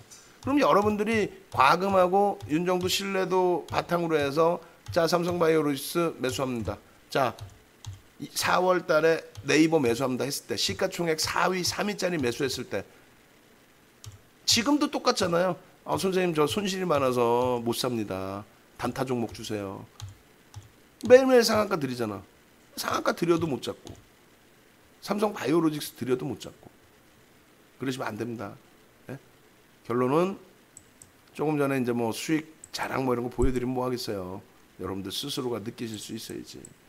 그래서 지금 시장이 마무리 집니다. 지금 시장이 다우지수 같은 경우에 일봉상으로 먼저 보시죠. 이평선 다 빼버리고 캔들로만 보겠습니다. 그리고 거래량으로만 보겠습니다. 일단은 다우지수의 일봉의 기준에서 전서구형이 떴어요. 그러니까 하방을 잡는 그 흐름이란 말이에요. 여기서 거래량이 터지고 월요일 날 세게 돌려줘야 됩니다. 그러니까 이제 그 우리나라 시장 기준에서의 미국의 야간 선물 기준은 1% 이상의 변동성이 나와야지 1% 미만의 야간 선물은 의미가 없어요. 그 기준은 동영상으로 제가 녹화를 해서 장중에 오전장에 넣어드릴 겁니다. 그때까지는 좀 차분하게 대처하세요. 미국장 반등 나왔어 하고 막 따라붙지 마시고. 마찬가지로 S&P 500 지수, 마찬가지로 나스닥 종합, 그 다음에 필라델피아 반도체 지수, 전부 전서구형 내지는 망치형의 기준인데 거래량 부분에 대한 흐름이 조금 아쉽게도 제한적인 부분이 있어요. 그래서 그런 부분 좀 놓고 보시고, 그리고 일단은 우리나라 업종의 기준에서는 빠르게 한번 우리나라 업종을 보여드릴 텐데, 황금바닥준이 그런 대도 않는 헛소리들에 현혹되지 마세요. 걔네들 진짜 뭐 했던 애들인 것까지 다 오픈하면은 경악을 금치 못할 겁니다. 여러분들의 소중한 자산을 그렇게 허비하면 안 되겠죠. 그래서 결론적으로 우리나라의 기준에 잘 보세요. 월봉의 기준에서 2016년 이후입니다. 이게 코스피 지수고요. 2016년 저점을 깨고 돌렸죠. 대형주도 마찬가지예요. 근데 이제 대형주는 그나마 코스피 지수하고 거의 똑같이 연동이 되어 있습니다. 근데 중형주, 소형주들을 대부분 좋아하시는데 2016년 저점 밑에 있어요. 소형주도. 그만큼 어려웠다라는 거예요. 음식료, 의복, 종이목재, 화학, 그리고 비금속 광물, 철강금속 기계, 그리고 의료, 정밀, 운수장비, 유통, 전기가스, 건설, 운수창고. 전부 보시면 여러분들 종목인 거예요. 황금바닥주 좋아하다가 진짜 그냥 입 돌아가는 상황이에요. 황금바닥주 왜? 좋지 왜? 낙폭과대주가 먼저 움직일 것 같지. 거짓말쟁이들. 윤정두는 금요일날 뭐라 그럽니까? 다 필요 없이 우리가 들어간 수익 종목, 금융, 하다못해 금융화학, 조선, 철강까지도 싹 정리해서 이번 기회에 주력으로 갑시다. 왜? 똑같이 5% 빠졌으니까. 그러면 월요일날 기준도 마찬가지예요. 미처 못 옮겼는데요. 다 필요 없습니다. 월요일날 기준에 가격 반발력이 나온다. 똑같은 키높이의 가격 반발력이 나온다. 똑같은 키높이에. 똑같이 2%씩 반등 나왔어. 싹 잘라내고 주력으로 이번 기회에 옮기셔야 됩니다. 그리고 나서 주력에서 다시 숨 돌려칠 때 수익 종목, 단타 종목 들어가는 거예요. 그렇기 때문에 의약품에서 이런 수익. 그 똑같은 얘기를 3월 달부터 시장이 얼마 올라왔는지 보실래요? 3월 이후에 시장은 48% 올랐습니다. 그죠? 3월 이후에 시장은 48% 올랐어요. 의약품은요. 그 악을 쓰는 의약품은 3월 이후에 109% 올랐습니다. 이게 주도주라고. 이게 주도주라는 거예요. 주도주는 시장 대비 최소 1.5에서 2배 이상 올라오는 겁니다. 인덱스 펀드를, 인덱스 상품을 들어간다? 그거 하지 마세요. 시장이 올라갈 것 같다? 그럼 시장이 올라갈 것 같으면 올라갈 업종을 두들겨 사는 거지. 무슨 뭐 지수를 사. 파생매매 한번 해보실라고? 윤정두가 파생매매 좀 해드려? 기준 잡아드려? 예전처럼 막 10주 만에 7,000%씩 내드려? 파생매매 하면서 무슨 ETF 상품에 현혹돼가지고 그런 거 하지 마시라는 얘기. 수수료 너무 세. 갈 수 있는 업종을 잡으면 되는 거지. 의약품 윤정두 좋아해요? 세상에서 제일 싫어하는 게 의약품이지. 왜? 실적이 없잖아 얘네가. 정책에 기인된 거죠. 의약품 박살내는 거 하나뿐이 없어요. 정부가 한마디만 하면 돼. 야, 니네 좀 과도한 것 같은데? 이 한마디면 죽습니다 얘네도. 근데 지금의 정책이 그렇지 않잖아요. 미국 쪽을 다시 한 번만 보겠습니다. 미국 쪽에 이 의약품, 우리나라에서 의약품이 움직인 거는요. 원래 기준으로 한다면 오바마 케어. 미국 쪽은 언제? 2012년부터 움직여요. 그리고 내리 움직입니다. 언제까지? 2015년도 8월 달까지 움직입니다. 7월까지 움직이죠, 사실상. 우리나라는 그렇게 움직였어요? 거짓말쟁이들 못 움직였잖아. 그래놓고 2017년도에 새로운 정부 하에서 정책에 기인돼서 움직였고 그 후폭풍이 센 거였고 그 다음에 다시 또 정책에 힘입어서 움직이는 거고. 미국 쪽의 흐름 보시면은요. 저런 흐름이 아니에요. 지극히 정상적인. 어떻게? 아멕스 생명공학 지수의 월봉 보시면은 2012년 이후에 본격적인 흐름이 나와요. 여기까지. 그러다가 힐러리 후보가 그때 당시 얘기하죠. 니네가 더 이상 이렇게 까불면 재정이 고갈된다. 그러니 약값을 너무 그렇게 함부로 하지 마라. 라고 해서 그게 SNS에 올린 거예요. 그 한마디에 박살난 겁니다. 그리고 시장 수익률 수준. 비이성적인 흐름 없잖아요. 2017년 이후에 미국 쪽이 미국이 수혜인 거지. 우리나라 지금 솔직하게 얘기해서 움직이는 게 왜 움직여요? 사실상 스타트가 오바마 케어라니까. 그것도 한참 뒤늦게. 지금 움직이는 뭐 코로나19 웃기고 있네. 삼성바이오로스는 코로나19예요. 말 같지도 않은 소리지. 예? 마찬가지로 3대 지수만 보면 되는 거예요. 미국에서도 S&P 500 예? 헬스케어 지수 500의 헬스케어 지수와 그리고 또 S&P 500의 헬스케어 지수인 거죠. 그리고 또 뭐 어떤 거 봐요. 나스닥의 생명공학 지수. 응? 어때요? 2012년 이후의 흐름. 응? 아이고. 2012년 이후의 흐름에서 본격적인 가파른 흐름, 그리고 2015년도에 눌리고 나서 그 고점 대비 올라온 폭이 2015년도 바닥 찍고 그리고 다우지수 움직임 폭이나 이렇게 비교했을 때 시장 수익률 수준이라는 거예요. 나스닥의 생명공학 지수 마찬가지. 아시겠죠? 우리나라만 유독 잘 보세요. 이렇게 움직였는데 우리나라만 어때요? 우리나라만 의약품이 말도 안 되게 강하죠. 코로나19 말 같지도 않은 소리고. 결론은 정책에 대한 기인점 앞으로도 계속해서 볼 수 있다는 거예요. 윤정두가 제일 싫어하는 실적 안 되는 종목의 대표적인 업종이지만 어쩔 수 없다. 수익 내야 된다. 앞으로도 쓰잘데기 없는 소형 제약바이오 말고 그렇게 된다면 삼성 바이오로직스, 그다음 셀트리온, 삼형제 얘네가 꺾이면 다 죽는 겁니다. 그다음 범위가 뭐다? 전기전자 업종. 시장에서 악을 쓰고 여러분들께 이 종목 사지 말라고 하는데 여러분들은 박수치고 좋아하죠. 왜? 삼성전자 하이닉스 사기 싫거든.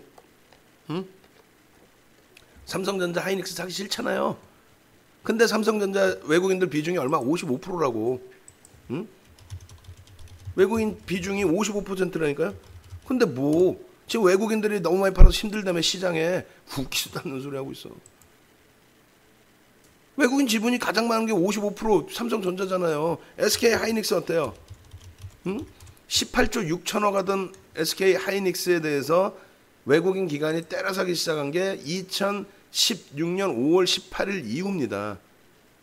그 이후에 외국인 기관이 그냥 공격적으로 사 제끼는데 개인 수급 보여드릴게요. 개인 누적.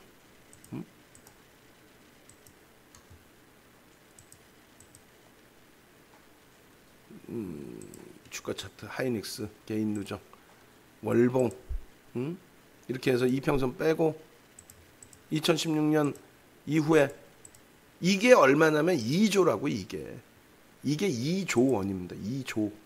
여기서부터 여기까지 3개. 시가총액 이때 얼마?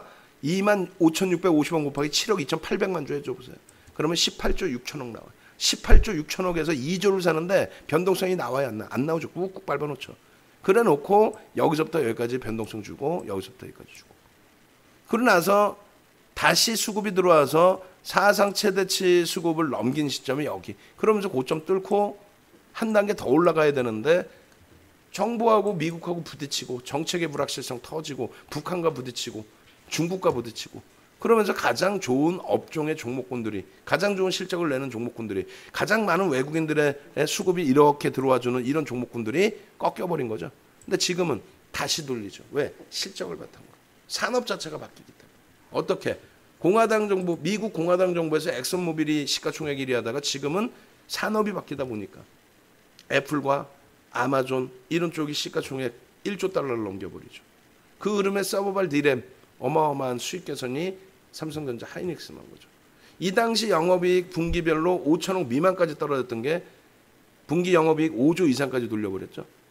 그런 흐름을 바탕으로 움직임이 나오는 거예요. 두 가지 업종만 보십시오.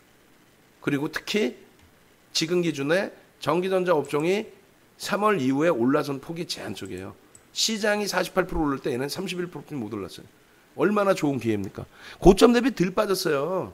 그리고 고점이 원체 높아요. 얘는 2016년 저점을 안 깼어요.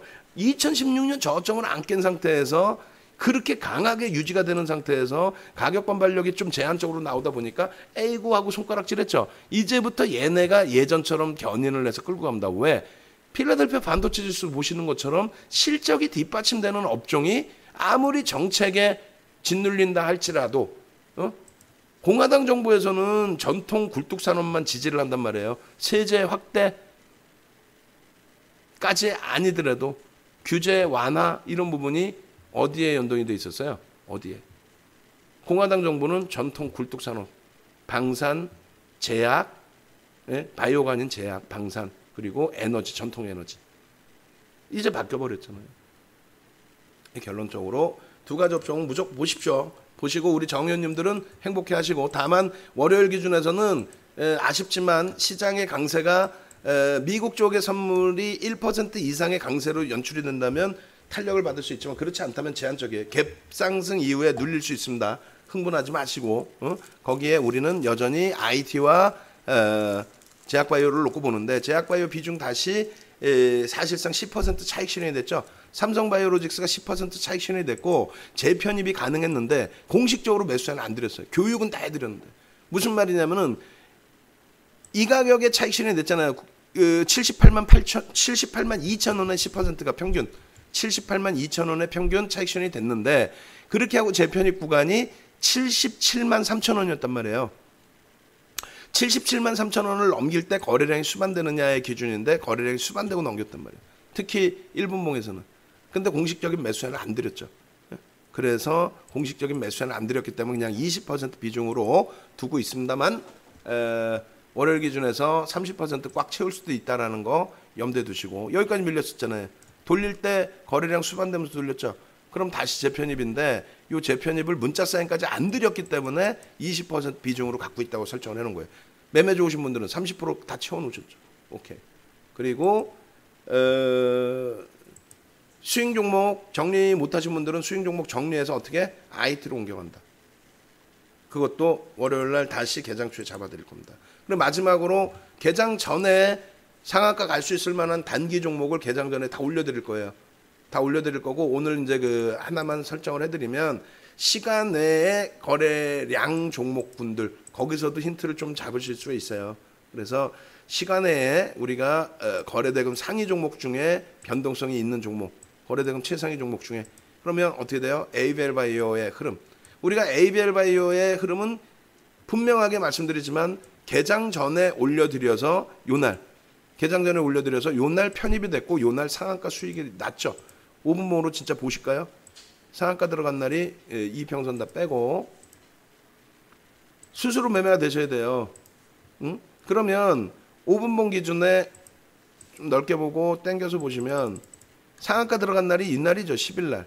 예? 개장 전에 올려드렸고 10일 날이 맞나요? 10일인가 10일. 예. 이 날이 맞다. 이 날이 맞고 요 개장 전에 ABL 바이오는 올려드렸고, 그러고 나서 시초가 어디? 여기죠. 그리고 고가가 어디? 여기죠. 그럼 조금 전에 배우신 것처럼 거래량 거래대금이 터져야 안 터져요? 터졌잖아요. 예? 황금 캔들로 해버릴까? 그냥 꼬리 여기까지 달고 내려왔고 몸통이 이렇게 됐고 아래 꼬리 있었고, 거래량 터지면서 돌려 안 돌려요? 돌리면서 여기 돌리는 시점에 몸통이 이만해지고 꼬리는 짧아지고 아래 꼬리 요만한 상태였고, 그럼 여기서 따라 붙죠. 요 가격이 얼마? 25,000원 초반 혹은 24,000원대. 그러고 나서 요 기준이 얼마?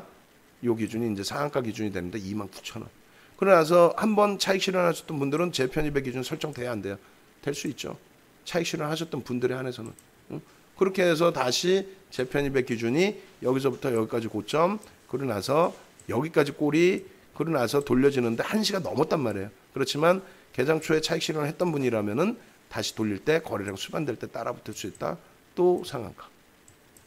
그죠? 어찌됐건 이 흐름에 있어서 ABL 바이오의 추세적인 범위가 시간 내에서 또 거래대금이 터져줬다라고 한다면 들여다볼 수 있다는 거예요.